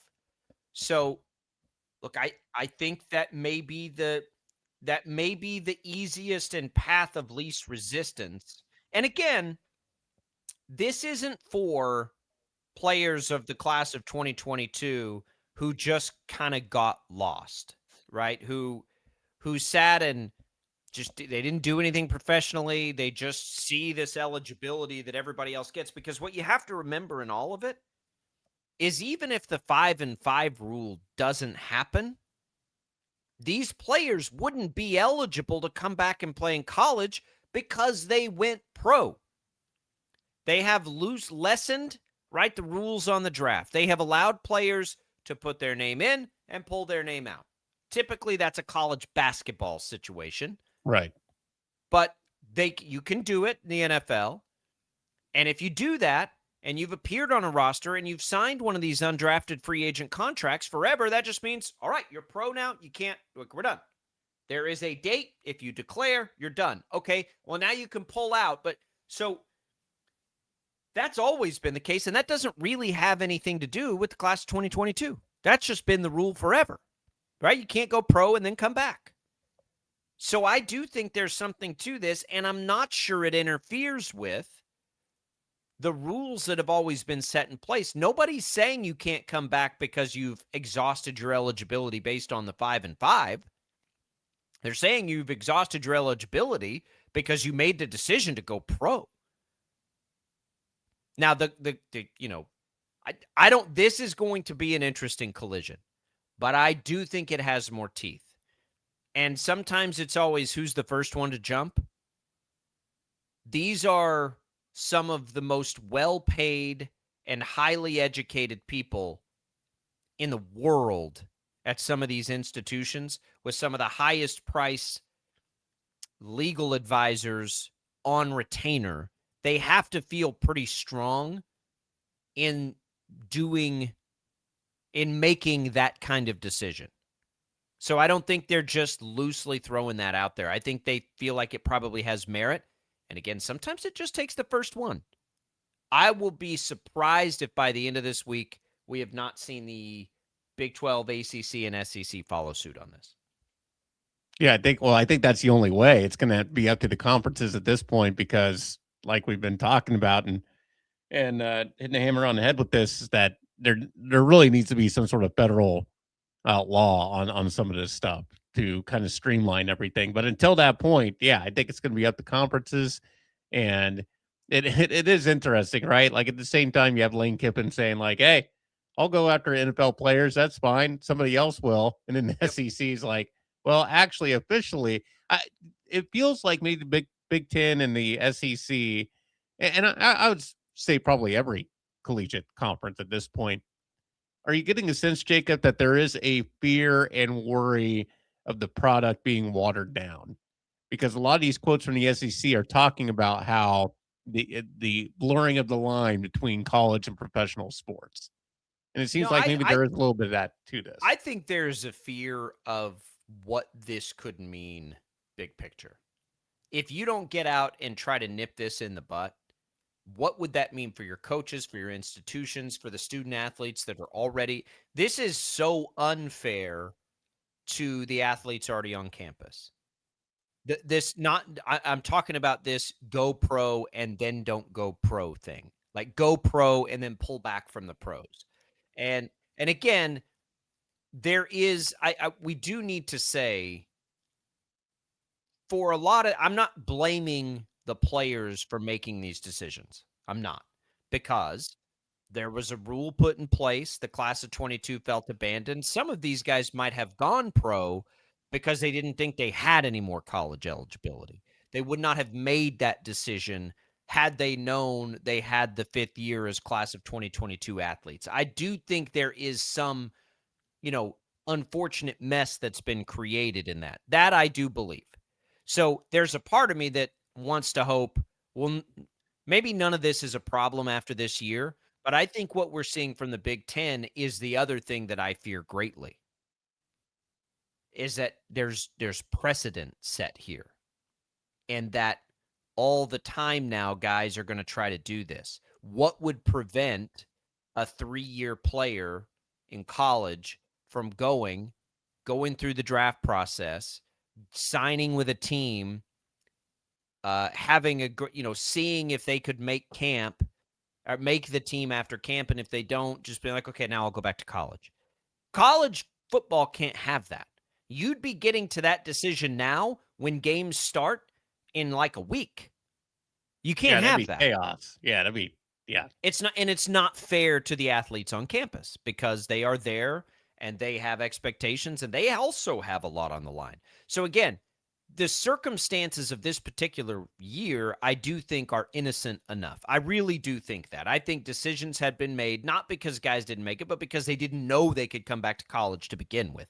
Like for a player like Trey White, let's say, for instance, would Trey White have chosen to come back to KU or go signed in the summer league to try? I have to imagine he would have come back to KU. There'd have been more money on the table. Certainly for the guys who did not go pro, like the Kenyon Giles. Remember, he never went pro. So his situation is completely different than what we're talking about here. We're talking about what's happening with the Browns cutting a tight end that's now back at LSU. That's what we're talking about. And even though I don't know that that's the motivation of these players now, my fear is what I think the leagues will fear and the coaches will fear is, whoa. If these guys play now, you don't think guys are going to go try to do this down the road? You don't think, agents or advisors or people whose job it is to help you make the best financial decision are going to say, well, what you should do is go try to be a pro. Let's see if we can get you a contract. And if we can't, well, we know there's a lot of money back on the table over there for a coach like Lane Kiffin who's willing to do it. That's how you would advise them. That's your job to advise them. That's how you'd advise them. So that's where, like, this is a good move by the Big Ten, I think. I don't know if it holds up legally. I think it probably does because you can always just punish the schools. You don't even have to get into a fight with the players.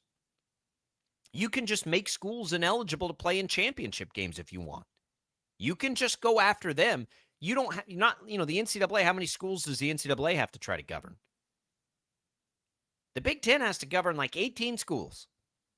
We're not doing that in this league. And I think we may see the other conferences, if they're probably all on the phone right now with their legal counsel saying, hey, did you see this? Can we do that too?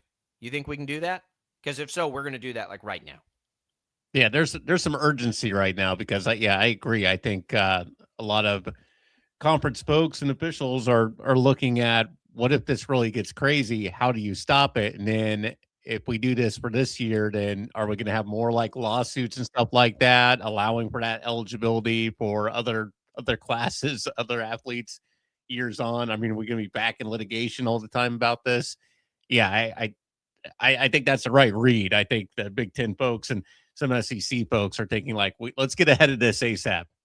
We can handle this. We can do this. I think they are. I think they are. This is probably,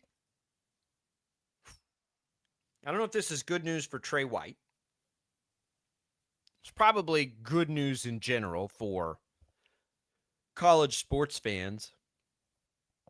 I don't know. Yeah, I mean, if there's precedent, I would imagine this would make, if the other leagues follow suit here, I think that's going to be tough on Trey White. And the players will push back on the Big Ten too. We'll see what and again, right now this says NFL, according to Pete Thamel. What I'm reading from Pete Thamel in his just a simple tweet from X, is we don't have the details on this. It says the NFL draft, and that may just be because that's the headline.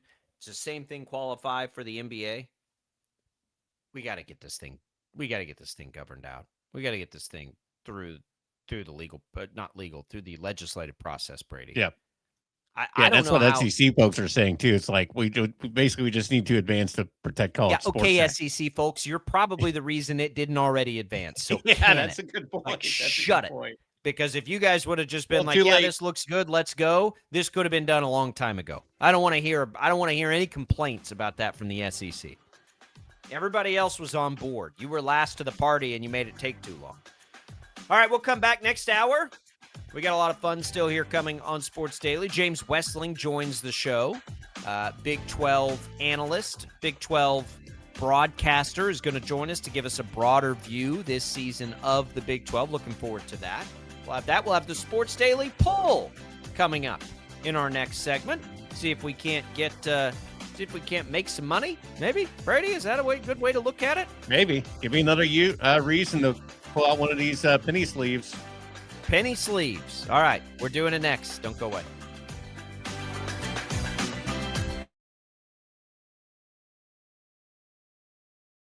Lightning, hail, tornadoes, flooding.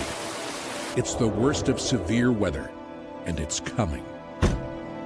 Spring brings warmer temperatures, but also dangerous weather conditions. Stay up to date day or night with the Storm Team 12 weather app. You'll get accurate forecasts, so you can plan ahead and stay safe, no matter the weather. Download the Storm Team 12 weather app, brought to you by Stutzman's Greenhouse.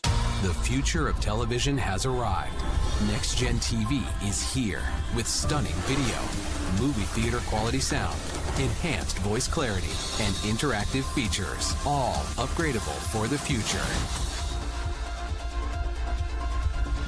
Learn more at watchnextgentv.com.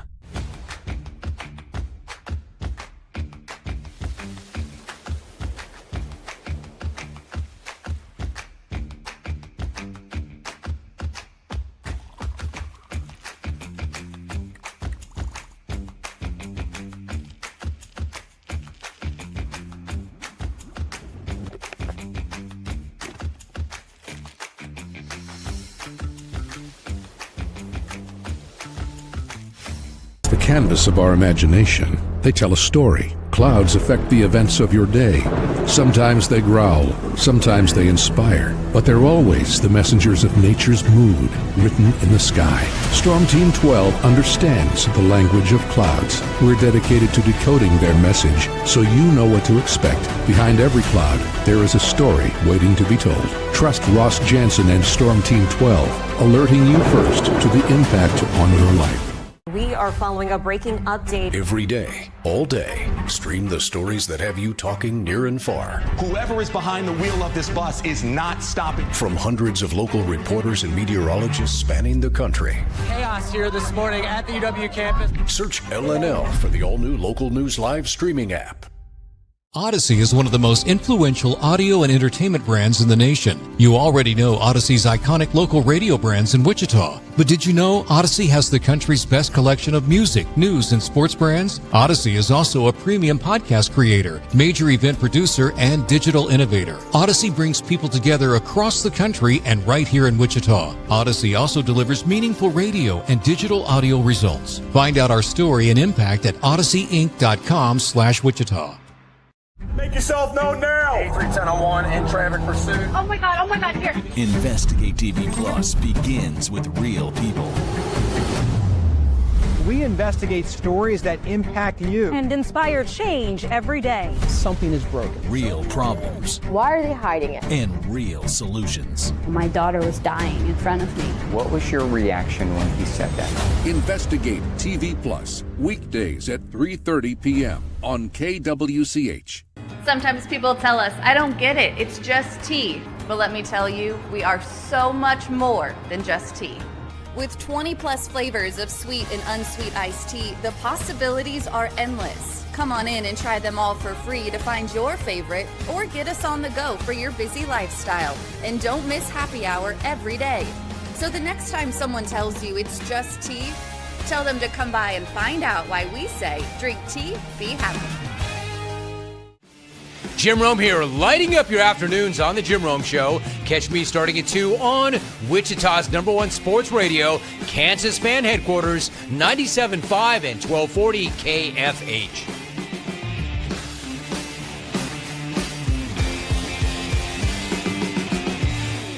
Mornings are busy. We're here to make your mornings better. We report the stories that affect you. 3 more hospitalized from contaminated apple juice just a day after the FDA issued a recall.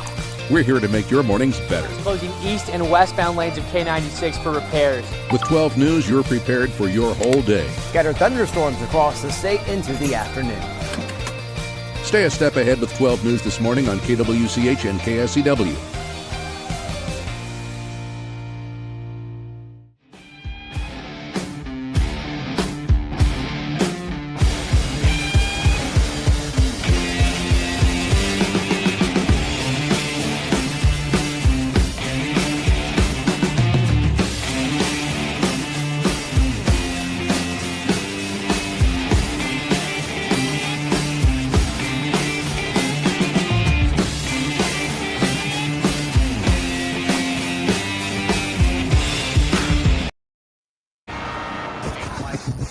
When I was just about your age, my daddy said, son, there are 3 things in life I want you to remember. Number 1, no matter how stupid the dealer looks, always cut the cards. Number 2, don't ever eat yellow snow. And number 3, pay as you go, and you will never owe. Now, from Wichita's most listened to sports radio, 97.5 and 1240 KFH, this is Sports Daily. You see, this is fatuous, pseudo-blubber. Which is fine. All right, welcome back, everybody. We got another fun hour of Sports Daily coming your way. Glad to have you here with us. 869-1240 is KFH hotline. You can email the show, sportsdaily@kfhradio.com. You can reach out to us on Facebook, on YouTube, on X. Glad to have you those different ways as well. We are having some fun here on a Tuesday. Thanks for watching us on 12 News Connected, listening to us on the Odyssey app. We're gonna have a Sports Daily poll in a few minutes. James Wessling, our Big 12 insider, joins us for the first time, coming up in a little bit later this hour. Looking forward to all of it. It's all What's on Tap, brought to you by the Wichita Brewing Company. featuring Oztoberfest, the deeply copper-colored German-style brew that'll make you click your heels, grab your stein, and follow the copper brick road to the land of Oztoberfest, Wichita Brewing Company, pizza and beer made here. All right, Brady, breaking news. Again. Max, breaking news. Oh, there we go. Okay. Breaking news. We now have breaking news music. Okay. I just wanted to get that out there. Max noted in the break he's got breaking news sound. I don't actually have any breaking news. The breaking news is that we have breaking news music now here on the show. So there you go. Okay. Well, that's cool. Good to have that Glad to ready have to use. Although I did forget to mention earlier. One thing we're going to do is keep Max on his toes here. Got to do that. Got to do that. Did you hear about Kayshon Boutte, by the way, being traded from the Patriots to the Texans? I saw that last night. I was like, no. You devastated? I actually am very upset about that. Seems like it's for an okay return on this play? safety. To lose the name or to lose the play? Both, because he was really good last year. I mean, he was kind of a home run hitter for Drake May, and plus, I got Madden 27 like a week or so ago, and they have Mike Tirico is usually like one of the play-by-play voices for Madden, and I threw a pass to Boutte, and Tirico says something like, "Oh, and he has booty," or something like that, and I was like, "Oh, that's great. I love that." And now we're gonna miss that this year. Yeah. Max, myself, all the fellow Patriots fans. That was kind of a highlight. That was always nice to hear on the play-by-play. Now he's a Houston Texan. It's a good pickup for them. Let me ask you, Brady. Have you ever played ESPN 2K5? Yes. When it came out, it was great. With the best announcers. It was really good. You remember that, Jacob? He's laying there. He got crushed like a lion crushes on the Serengeti. Had Terrell Owens on the cover. Terrell Owens. My favorite of the football games was the Madden with Donovan McNabb on the cover. That's the one I played a lot of when I lived in the dorms. 2006, right? I think that was 2006. Yeah, that's what I was thinking. No, because I graduated high school in 2003. I was thinking 03 or 04. No, nope, 06 was the Rams. 04 was Vic. 05. Okay, well, it must have been Vic's Madden then. It must have been Vic's because there's no way I played 06 in the dorms. That was it must have been Vic's Madden then. Because that was 04. That who had a was great the soundtrack. Ram on the cover? Marshall Falk in 03. Yeah, in 03. Yep. Yeah, so it would have been the 04 Madden because I went into college. They had a 03, great 04, soundtrack. Yeah. At 04, 05, and part of 06. So it would have been the Vic. 07, it would have been the Vic. All right, Brady, let's pull some cards. Here we go, Max. Do it. Here we go. Got a couple ready. Excuse me, do you have the Carl Yastrzemski baseball card from 1973 when he had big sideburns? Show me the $30, because if you ain't got it, I ain't getting off the stool. Sports Daily Pull. Here we go. Pull from that same packet. 2025 Absolute. Mahomes on the cover. Oh, what do we got? I think we got a couple variants. What does that mean? Not base cards? They look a little different. Yeah, I don't think they're base cards, but I think they're a variant base card. Well, first off, we got now two there are Ravens. variant base cards. Oh, of course. You sound like somebody trying to explain the Marvel universe and how they just keep bringing people back to life. Giving you the watch order. Well, you got to start actually with Iron Man 2. Now, which is good, by the way. First Raven, we got Kyle Hamilton, a safety. Ooh, that's a good one. Is that a variant or is that a base card? I think it's a base card, but I think it's a variant because the logos and the lettering is all in this blue, shiny blue foil. Okay. And the rest of them are a silver foil. All right. Kyle Hamilton in 2025. What was last year? His second year in the league? No, his fourth year in the league. Kyle Hamilton in the last 2 years, though, has gotten really good. Really, really good. Great And college finally, player. I loved Kyle Hamilton, Notre Dame. another quarterback. The Ravens, we got a Lamar Jackson. Okay. Again, kind of like Mahomes, but 2025 isn't the year you want Lamar and Patrick Mahomes. That's not the year for them. Kyle Hamilton, yes, in 2025. Lamar Jackson, not so much. Was 2025? Oh, man. It was for sure Mahomes' worst season because he got hurt. Where does 2025 rank for Lamar Jackson? Lamar Jackson, no, it wasn't his worst. It wasn't his worst. It was kind of a pedestrian. We'll call it a pedestrian season for Lamar. He just didn't run very much. He played in missed 4 games, I believe, last year. Kind of hurt like Mahomes a little bit. It's too bad. You should have had like where was your 2024 Lamar Jackson card, right? Yeah. That's one you needed. I do like about this one that it's a pretty cool alternate uniform with the gold numbers and the gold face mask and the gold You like stripe. that uniform? I mean, it looks kind of cool. I mean, it's cool having the card. See, this is from a former pool. Notice the Absolute logo, Jacob, is in a silver foil. This is in a blue foil. So I need to do some research on that. See if oh my god, how much more rare that edition is. Like, does Although this make there is sense? a corner issue. Are people understanding this out there? Like, for all of you that wanted this, like that wished for this, that made this possible by speaking your language, by supporting Brady publicly, is this what you wanted? To the foil language of whether it's a base or a base variant or a not base? I don't even see that, Jacob. What does that mean? What am I looking at? If I can get this that little yellow thing. No, this corner. I feel like if I got this graded, there'd be a little dock with the corner. You didn't even do anything. You just pulled it out of the bag. I mean, I don't think I did, but maybe I just pulled it out in just the wrong way. I mean, that's the thing. It's stressful opening these packs, Jacob. Is this what you wanted, everybody? This is what you wished for. This is what you've done now. This is where we are. Looking at the frayed edge of a worthless card to see how it would be graded.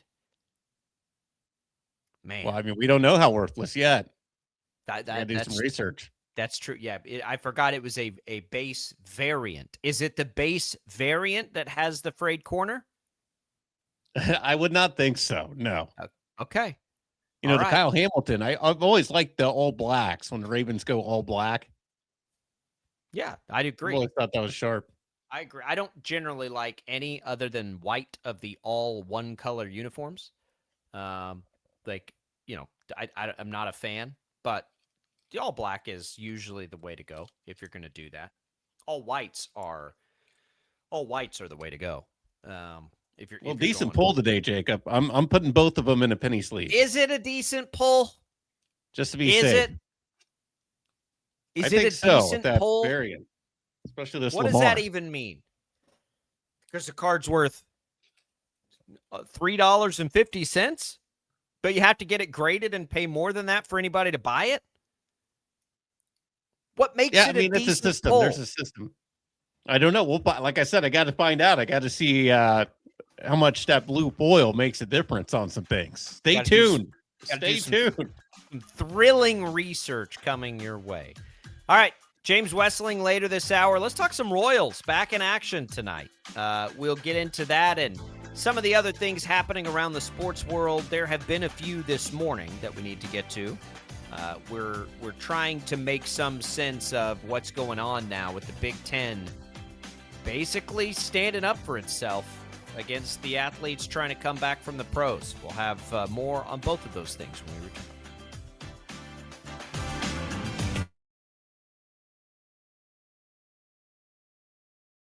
Lightning, hail, tornadoes, flooding. It's the worst of severe weather, and it's coming. Spring brings warmer temperatures, but also dangerous weather conditions. Stay up to date day or night with the Storm Team 12 weather app. You'll get accurate forecasts, so you can plan ahead and stay safe, no matter the weather. Download the Storm Team 12 weather app, brought to you by Stutzman's Greenhouse. The future of television has arrived. Next Gen TV is here with stunning video, movie theater quality sound, enhanced voice clarity, and interactive features, all upgradable for the future. Learn more at watchnextgentv.com.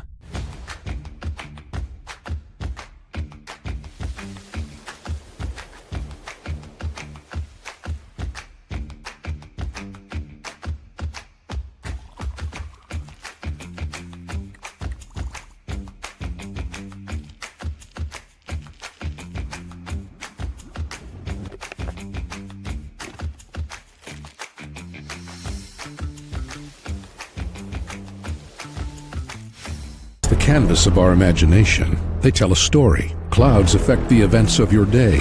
Sometimes they growl, sometimes they inspire, but they're always the messengers of nature's mood written in the sky. Storm Team 12 understands the language of clouds. We're dedicated to decoding their message so you know what to expect. Behind every cloud, there is a story waiting to be told. Trust Ross Jansen and Storm Team 12, alerting you first to the impact on your life. We are following a breaking update. Every day, all day, stream the stories that have you talking near and far. Whoever is behind the wheel of this bus is not stopping. From hundreds of local reporters and meteorologists spanning the country. Chaos here this morning at the UW campus. Search LNL for the all-new Local News Live streaming app. Odyssey is one of the most influential audio and entertainment brands in the nation. You already know Odyssey's iconic local radio brands in Wichita. But did you know Odyssey has the country's best collection of music, news, and sports brands? Odyssey is also a premium podcast creator, major event producer, and digital innovator. Odyssey brings people together across the country and right here in Wichita. Odyssey also delivers meaningful radio and digital audio results. Find out our story and impact at odysseyinc.com/Wichita. Make yourself known now. 83101 in traffic pursuit. Oh my God, here. Investigate TV Plus begins with real people. We investigate stories that impact you And inspire change every day. Something is broken. Real problems. Why are they hiding it? And real solutions. My daughter was dying in front of me. What was your reaction when he said that? Investigate TV Plus, weekdays at 3:30 p.m. on KWCH. Sometimes people tell us, I don't get it, it's just tea. But let me tell you, we are so much more than just tea. With 20 plus flavors of sweet and unsweet iced tea, the possibilities are endless. Come on in and try them all for free to find your favorite or get us on the go for your busy lifestyle. And don't miss happy hour every day. So the next time someone tells you it's just tea, tell them to come by and find out why we say, drink tea, be happy. Jim Rome here, lighting up your afternoons on The Jim Rome Show. Catch me starting at 2 on Wichita's #1 sports radio, Kansas Fan Headquarters, 97.5 and 1240 KFH.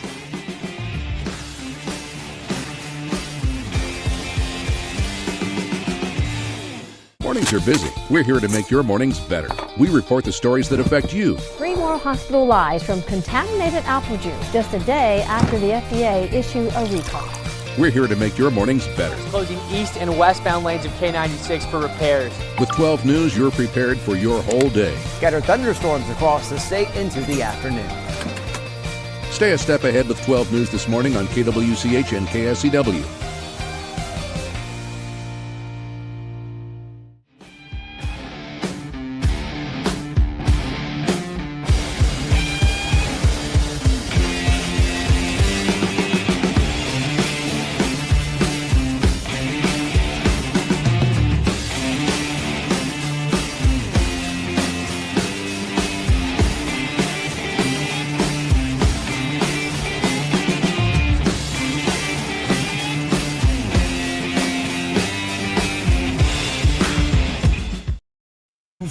Time to get busy. This is Sports Daily on KFH.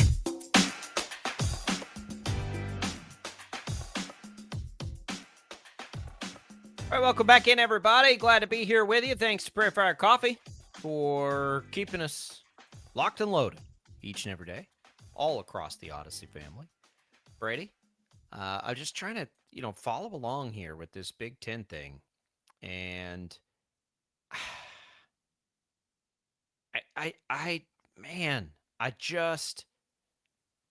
it feels like that's a really big, bold move by the Big Ten. There are a lot of people out there saying that they're not any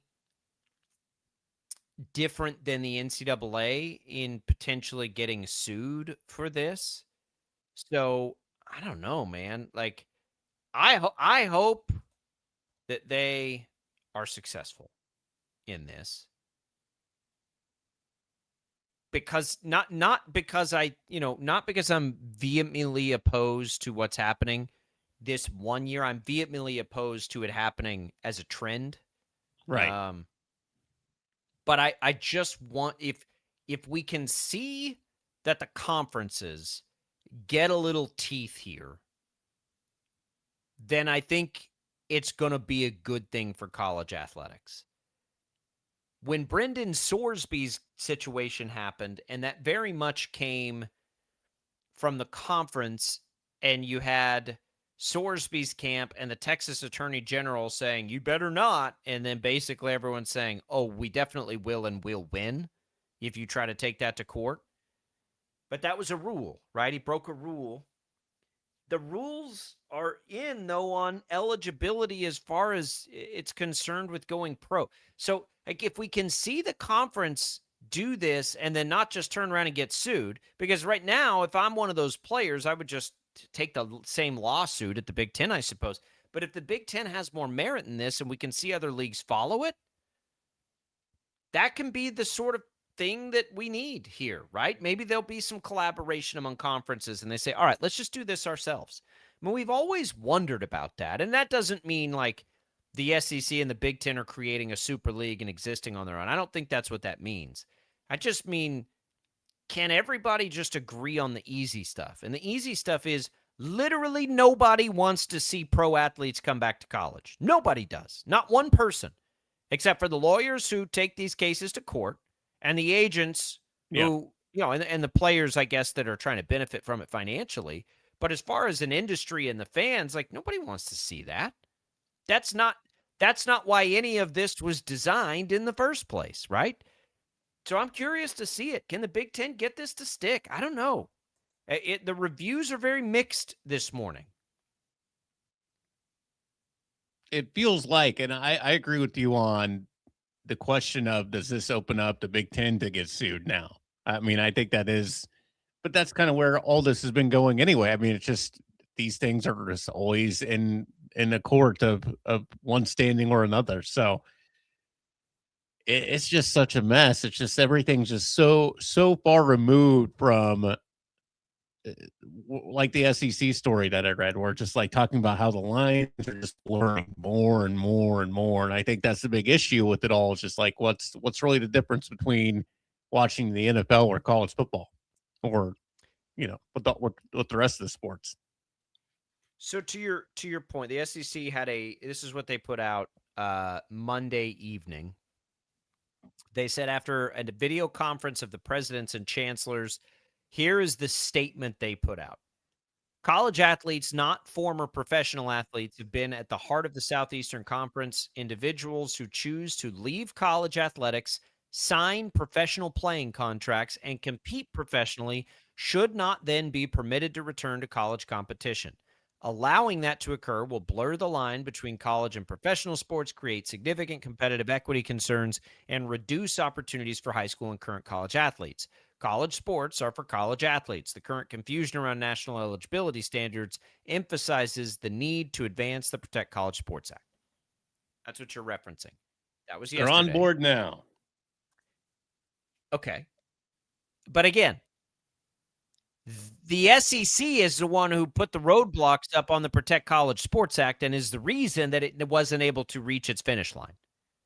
So, SEC, that is a worthless statement. I'm glad that you all got together and said you don't want NFL players coming back to play college football. What a bold move, SEC. No, the Big Ten took the bold move today. And the Big Ten said, nope, you're not going to be eligible to come back to the Big Ten. That's action. Now, will it result in class action, lawsuits? We'll find out. But they took the bold step. The SEC didn't take any step. The SEC made a laughable statement where it's like, you want to talk to us about passing the Protect College Sports Act? Don't hold up the Protect College Sports Act. They're literally the reason that thing didn't reach the finish line is the SEC. So don't now try to say, well, what we really need is the Protect College Sports Act. I'll tell you what will help. Yeah, like if we could have had that. Get out of the way. What a mess. Good for you, Big Ten. Give it a shot. See if it holds. Don't know if it will. We really do, though, we need to pass that Protect College Sports Act. We're becoming distracted by a lot of things in Washington right now. They come back in September. I don't know, man. It really feels like they missed an opportunity on that. We're closer to the midterms. We're doing a lot of things now that are high profile and distracting. Are they going to be able to push this through? We don't even fully know if it had the support it needed in both the Senate and Congress. We know the president will sign it. We don't know if Congress totally agreed on this. There was some reservation on it. Can we just put Tommy Tuberville's through? It was like, what, 3 things? You can print that out probably in one nice little Word document. Here's the 3 things that we're going to do. Antitrust, one-time transfer, 5 and 5. To hell with everything else. We'll move on. We'll figure it out later. Can we just push that through? Can we just was it his version, though, that all of a sudden, like, he was like, oh, hold on, there's some issues we have now with now we have to talk about, what the states what the state legislators their can right do to make decisions on gender and all that stuff. Yeah. The longer any of this goes, like, it's like you take that first great idea and just do it right then. Like, just push that through real quick before anybody really one thing at a time. Before anybody's like, well, there could be some political leverage we could. That's the problem. What do they call that? Pork belly? What do they call it? Pork? Pork, yeah. Like, get the pork out of there. That's when the pork comes. Nobody wants the pork. Like, just give us what we want. Just say you can only transfer one time. Just say no more suing the NCAA over eligibility stuff. Just say 5 and 5 and be done. Move on. You guys, you can all argue about revenue share and all that other stuff later. We don't care about that. We just want to see our play. We just want to know who's coming to play on Saturdays and, whatever. How about some Major League Baseball talk, Brady? Okay. Royals get Toronto tonight. Seth Lugo on the bump. 8-game win streak. I have not checked. Let's check this quickly here. I've not checked yesterday's results up against the wild card standings because the Royals were off. Oh, they've dropped a half game. 8 games back. Still single digits. 8 games back. I believe Cleveland won yesterday is what it would have been. You're playing Toronto, who you're chasing. They're 6 games back of Toronto. So, simple as that. You're 6 games back of Toronto. Can you make it 3 games back of Toronto? They go up against Max Scherzer tonight. Things have not been going particularly well for Mr. Scherzer. Can you take advantage of that in his 7.40 ERA with one of the hottest offenses in baseball? Can you do it on the road, which we explored in great detail yesterday?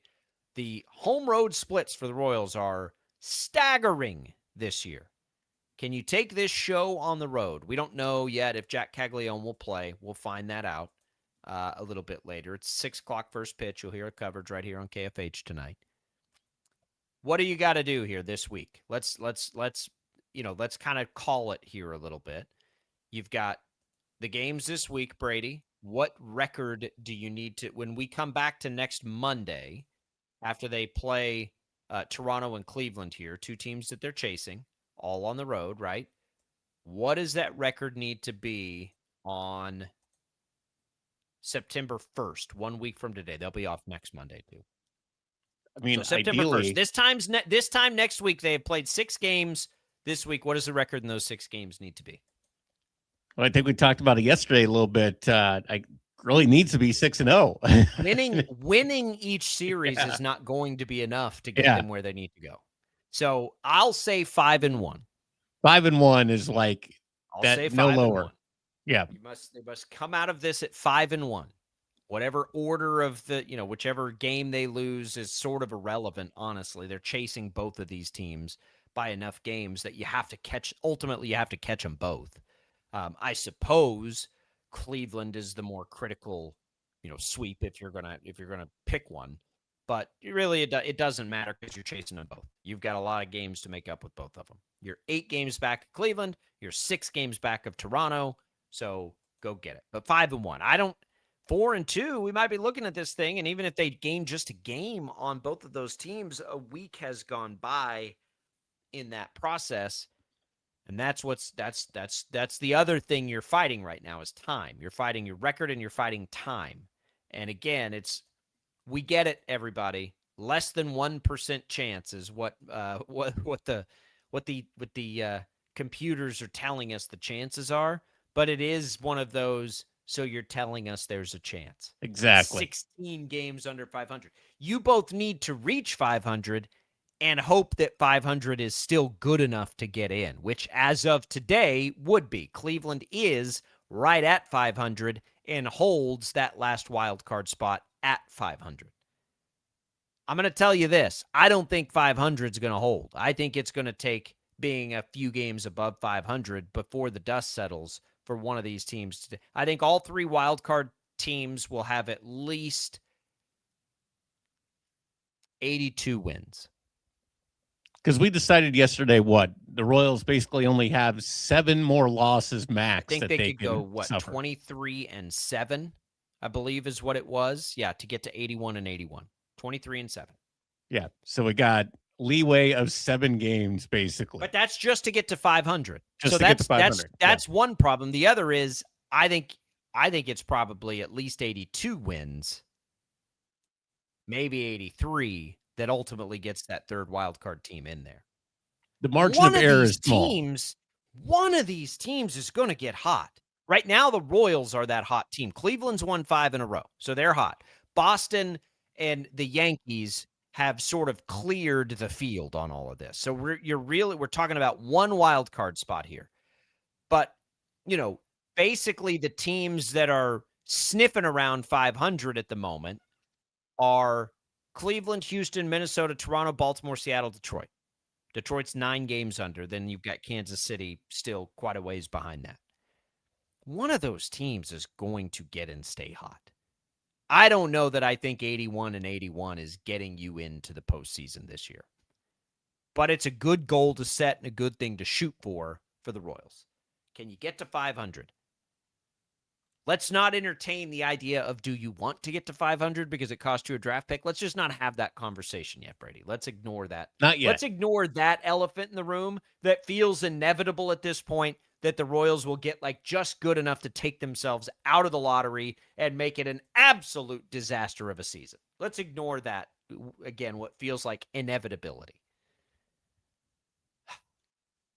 I'll just give me the good baseball for 2 weeks. I mean, honestly, just give it to me.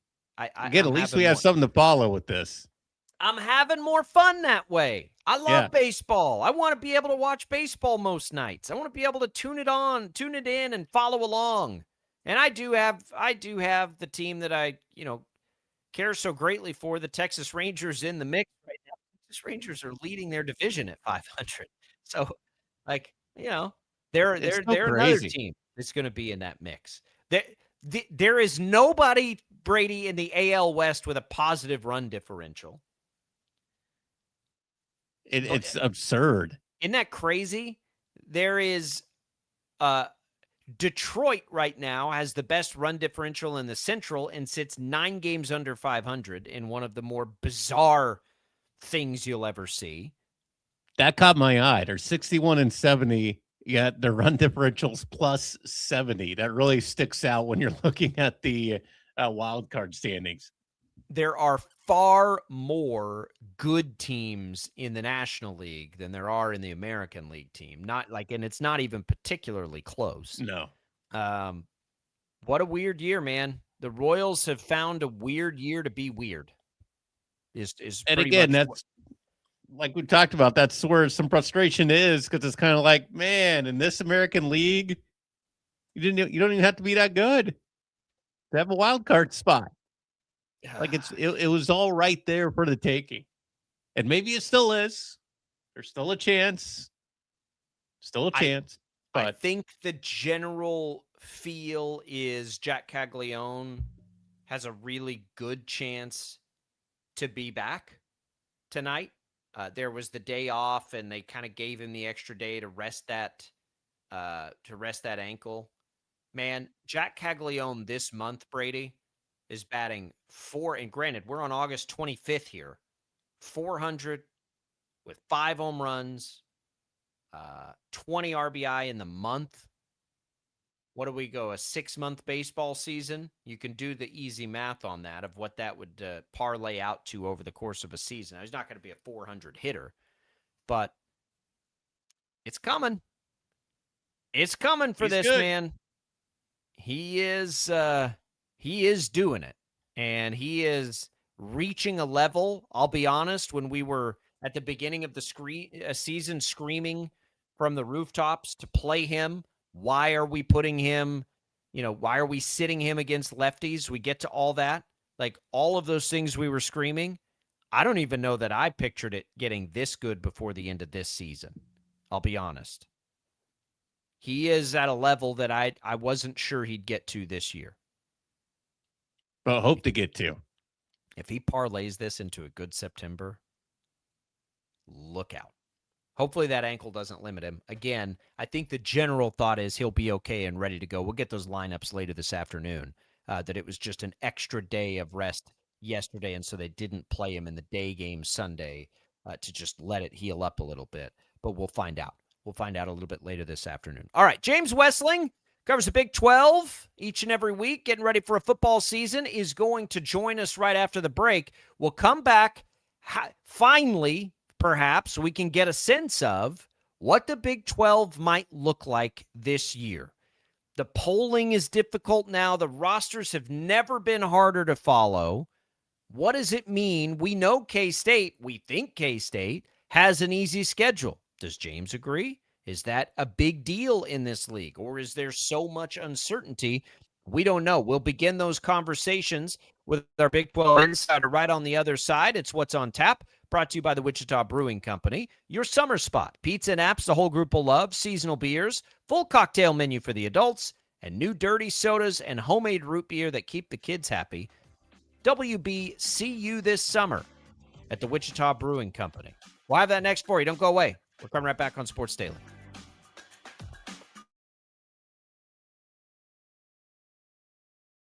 Lightning, hail, tornadoes, flooding. It's the worst of severe weather, and it's coming. Spring brings warmer temperatures, but also dangerous weather conditions. Stay up to date day or night with the Storm Team 12 weather app. You'll get accurate forecasts, so you can plan ahead and stay safe, no matter the weather. Download the Storm Team 12 weather app, brought to you by Stutzman's Greenhouse. The future of television has arrived. Next Gen TV is here with stunning video, movie theater quality sound, enhanced voice clarity, and interactive features, all upgradable for the future. Learn more at watchnextgentv.com.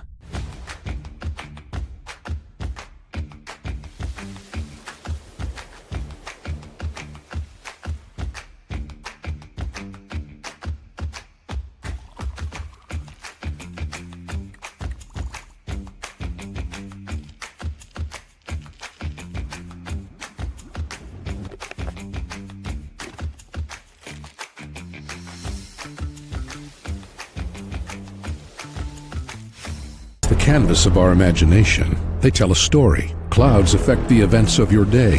Sometimes they growl, sometimes they inspire, but they're always the messengers of nature's mood, written in the sky. Storm Team 12 understands the language of clouds. We're dedicated to decoding their message, so you know what to expect. Behind every cloud, there is a story waiting to be told. Trust Ross Jansen and Storm Team 12, alerting you first to the impact on your life.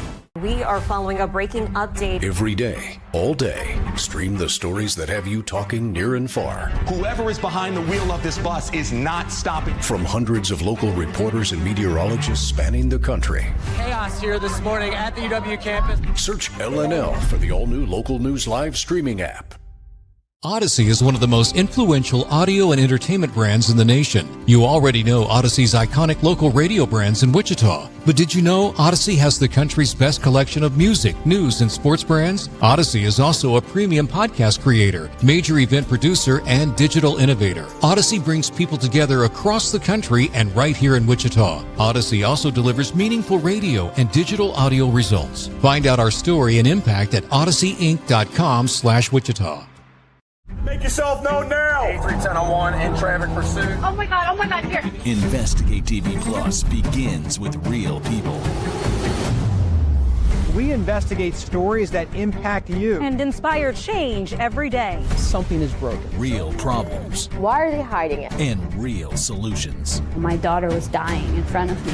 What was your reaction when he said that? Investigate TV Plus, weekdays at 3:30 p.m. on KWCH. Sometimes people tell us, I don't get it, it's just tea. But let me tell you, we are so much more than just tea. With 20 plus flavors of sweet and unsweet iced tea, the possibilities are endless. Come on in and try them all for free to find your favorite or get us on the go for your busy lifestyle. And don't miss happy hour every day.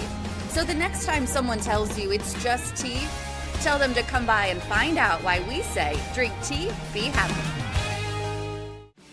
Jim Rome here, lighting up your afternoons on The Jim Rome Show. Catch me starting at 2 on Wichita's #1 sports radio, Kansas fan headquarters, 97.5 and 1240 KFH.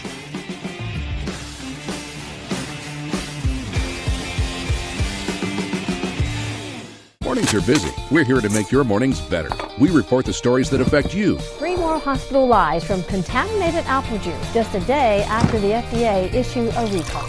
We're here to make your mornings better. Closing east and westbound lanes of K96 for repairs. With 12 News, you're prepared for your whole day. Scattered thunderstorms across the state into the afternoon. Stay a step ahead with 12 News this morning on KWCH and KSCW.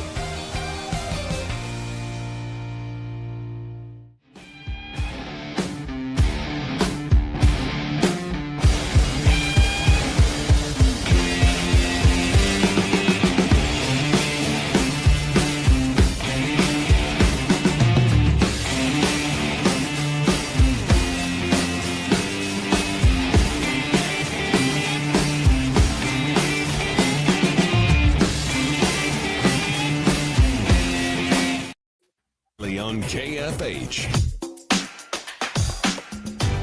And now, digging deeper with the teams you follow, it's another Sports Daily Insider interview on KFH. Very happy to bring in James Wessling as a Big 12 insider here. You'll hear him on broadcast of the Big 12 all the time here this year. You'll also hear him on Big 12 Today, Big 12 Radio on TuneIn.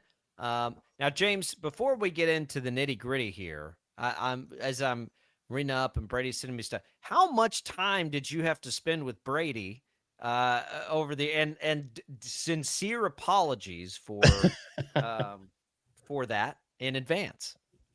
Well, I didn't choose the Brady life. The Brady life chose me. He's a dear friend. We go way back, and man, you guys have a really cool production and operation here, and I'm super excited to be a part of it.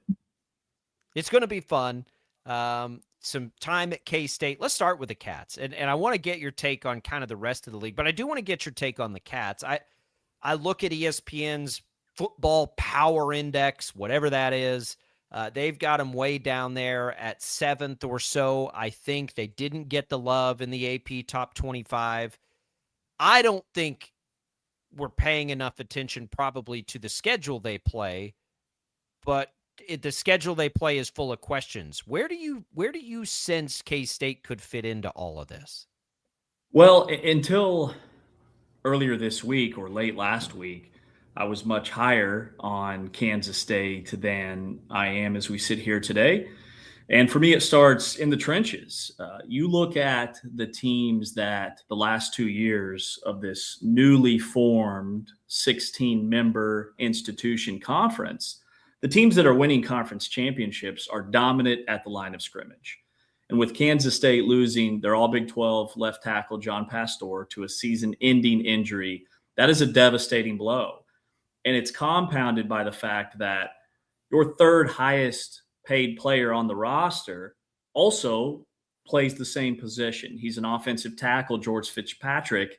He's out for the year with an undisclosed medical issue.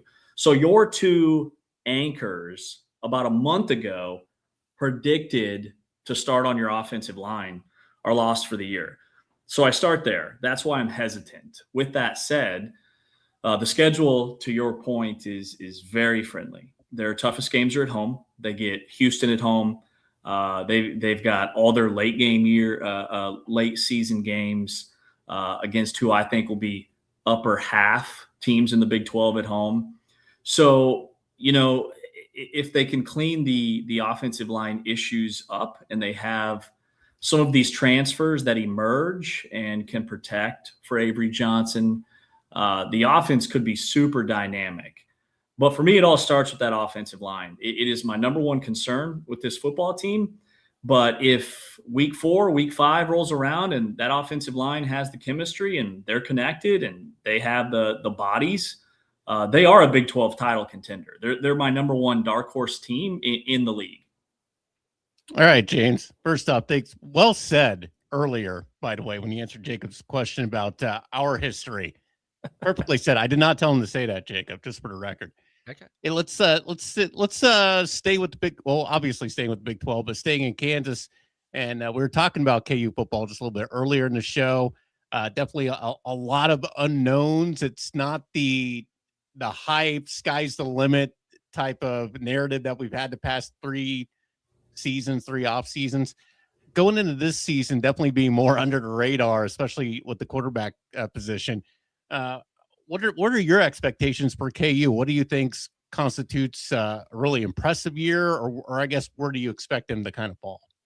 If Kansas makes a bowl game, build Lance Leipold a statue, because their roster talent, the budget that they have to work with this season, because they've invested in so much money into their athletic facilities and that new stadium, which is going to be incredible when it's completed. This year, to me, is kind of a setup year for next year. And everybody talks about the quarterback race. They're one of only 2 schools in the Big 12 that doesn't know who their week 1 starter is going to be.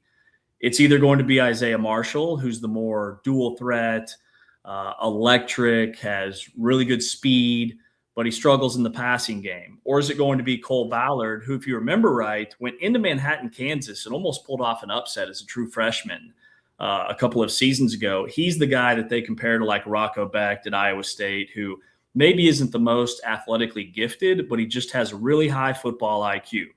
But here's my issue. They now have Chase Jenkins, who's entered the chat. He was a quarterback at Rice last year, and a guy I saw play in person and I thought would be in the mix immediately. Well, they were so high on Marshall and Ballard that they moved him to receiver, the position he played in high school. Well, now he's back at quarterback. So that tells me that there's been no separation at that position. But even more concerning is what they have defensively. They were towards the bottom of the conference last year in third down defense. They couldn't get off the field. They were towards the bottom of the league in sacks and takeaways.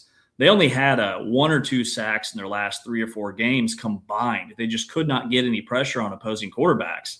It's year 2 for their defensive coordinator, DK McDonald, who KU fans are very lukewarm on at this point because of the struggles defensively last year. So you pair those 2 things together, defense, unknown quarterback situation, and to me, it tells me that 5 wins would be a good year. 6 wins would be a super impressive season and a great springboard for what next year could look like. Let's look elsewhere in the league. James Westling, Big 12 insider here. You'll hear his calls all over Big 12 football this season. Are you subscribing to the masses? Is it Tech, BYU, Utah at the top, and Tech at the top of the top for this league for you this year? Yeah, so I do have Texas Tech winning the conference. I think this Texas Tech team might be more talented top to bottom than they were last season, which to me would be a good thing for the Big 12. The Big 12 needs an alpha. The Big 12 is the only league in America that has had 6 different conference champions in the last 6 seasons. It's been somebody new every year. Nobody's gone back to back. If Texas Tech were to do that with where they're starting the season in the preseason poll, they would kind of, I think, raise the bar for the league in terms of that brand and that perception and the narrative and all the things that surround college football. And then after that, I'm not quite as sold on BYU as being the natural number 2. Some publications like them as the favorite. They have a lot of production coming back, but they lost their defensive coordinator. He went to Michigan. They lost all of their wide receivers, their top 3 from a season ago. They don't have a single receiver on the roster who's caught more than 5 or 6 passes. That's a huge unknown to me. And then LJ Martin is coming off an offseason shoulder surgery. When he was knocked out of their game at Iowa State, they almost got beat. He's the Big 12 Offensive Player of the Year coming back. He's chasing a BYU all-time rushing record, but his long-term durability is concerning to me. So I go 1 Texas Tech, and after that, there's 4 or 5, maybe even 6 teams that I wouldn't be stunned to play in Arlington: Kansas State, Houston, Arizona State. I think we could see a dark horse like UCF or Oklahoma State. If Arizona figures out their secondary, they're a team that won 9 games a season ago. And then Utah is the other one that, outside of Texas Tech, Utah probably has the second friendliest schedule in the Big 12. They don't play anybody that should even test them the first 6 games. So that will allow Morgan Scalley and that offensive line to gel and that program to really be humming once we get into the late part of October. James, another team that it's amazing what a couple years difference can make. You know, Colorado is all the talk, right? If you're talking Big 12, you're talking Colorado. And last year was a struggle, 1-8 in the conference, 3-9 overall, finished next to last in the conference last year. How are things in Boulder right now? How much longer is Coach Prime going to be Coach Prime for Colorado and the Buffaloes? Well, for Colorado, they're taking a different approach. They're heavily invested in the high school recruiting aspect of it, something they have not been active in at all in his first 3 years. And then they also have kind of taken a different approach when it comes to the type of athlete that they bring in via the portal. They've brought in a lot of highly productive players from Group of 5 schools, or even the guys that they've got from Power Conference programs are guys that were on the field a ton. A linebacker from Texas. Their quarterback is back in Julian Lewis, who didn't throw a single interception last year when he was on the field the last 4 games. He's a 5-star kid out of high school. And I think everybody just sees that 3-9 Colorado record from last year, and they overlook the type of talent that's there in Boulder. They have a new offensive coordinator who comes over from UNLV. He runs a really unique, like, go-go offense is what he calls it, where they'll have a handful of guys in the backfield that are capable of either catching passes out of the backfield, being part of their option game. It's a very like new age forward thinking offense. So they have 2 new coordinators, offense and defense. So it's almost like last season was a wake up call for Dion. Where I hesitate with Colorado is they might have the toughest schedule in the league. They're one of only 6 teams in the country that play 2 power conference teams in the non-conference, and they play them both on the road. They play at Georgia Tech. They play at Northwestern. So for Colorado, they're another one of those teams that if they won 6 or 7 games, I think you'd feel really good about that season that they had. I want to ask you about individual players now. I don't know who Texas Tech's quarterback is going to be. I don't know how the top end of the talent in this league lines up. We lost a lot of players. Where's Avery Johnson fit into that mix? Is the best version of Avery Johnson potentially the best player in this league? Is that even on his, realm of outcomes anymore? No, I think it could be. Statistically, Avery Johnson had his best season a year ago, but he was kind of overshadowed by the 6-6 record, all of the close losses, some of the late game decision making.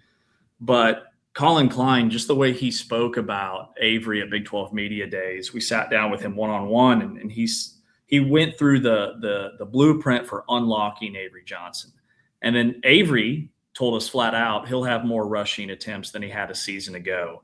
And last year, it's almost like Avery was playing not to get hurt, playing not to get hit, because they couldn't withstand that. This year, it's going to be all bets are off. I mean, I think we are going to see the Avery that K-State fans have been hungry for.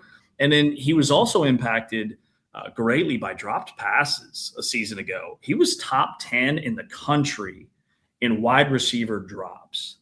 His completion percentage, if half of those passes are caught, is up around 65, 66%, which is a much higher mark than he finished with. So to answer your question, I think he's a top 5 quarterback in this league. I think he has the potential to be a top 3 quarterback in this league. To me, it's Devin Dampier at the top. Noah Fafita is in the conversation, but there are still things that I need to see from BYU's Bear Bachmeier for him to take the next step and be kind of in that elite category. So after those couple of guys at the top, I do think it's more wide open, and the quarterback room is deep in this league. It is the only conference in America that has 6 starting quarterbacks returning. It's also the leading conference in America for quarterbacks, most rushing touchdowns, most total touchdowns, and most passing yards. If you add up all the quarterbacks in this conference compared to all the quarterbacks in the other leagues, even the SEC and the Big Ten, the Big 12 is number 1. So there are some really good signal callers in this conference, and Avery, to me, is definitely one of them. That's going to be fantastic to watch. We can't wait for it. So much still to cover. The good news is, James, we'll talk again before the games are played, and then we'll be breaking it all down. You can find James calling games for men's basketball and football for the Big 12. Also some of the other sports across the league if you're checking them out on ESPN Plus and those things. Also hosting the Big 12 today on Big 12 Radio, on TuneIn. Man, we appreciate it, James. Thanks for being here. Thanks for having me. Great to be with you, and we'll do it again next week. Is it one of many? There's James Wessling. That's it. Great show, everybody. Thanks to James. Thanks to Joshua Brisco for the Chiefs knowledge. Thanks to Henry Greenstein from the Lawrence Journal World on the KU Talk. We'll be back tomorrow. Have plenty more to come for you tomorrow. Taylor Eldridge, we can see if we have any more to talk Shockers with him, but plenty more to come. Royals, 8-game win streak. You'll hear him tonight on KFH. For Brady, for Max, I'm Jacob. Go back and listen on the Odyssey app. See ya.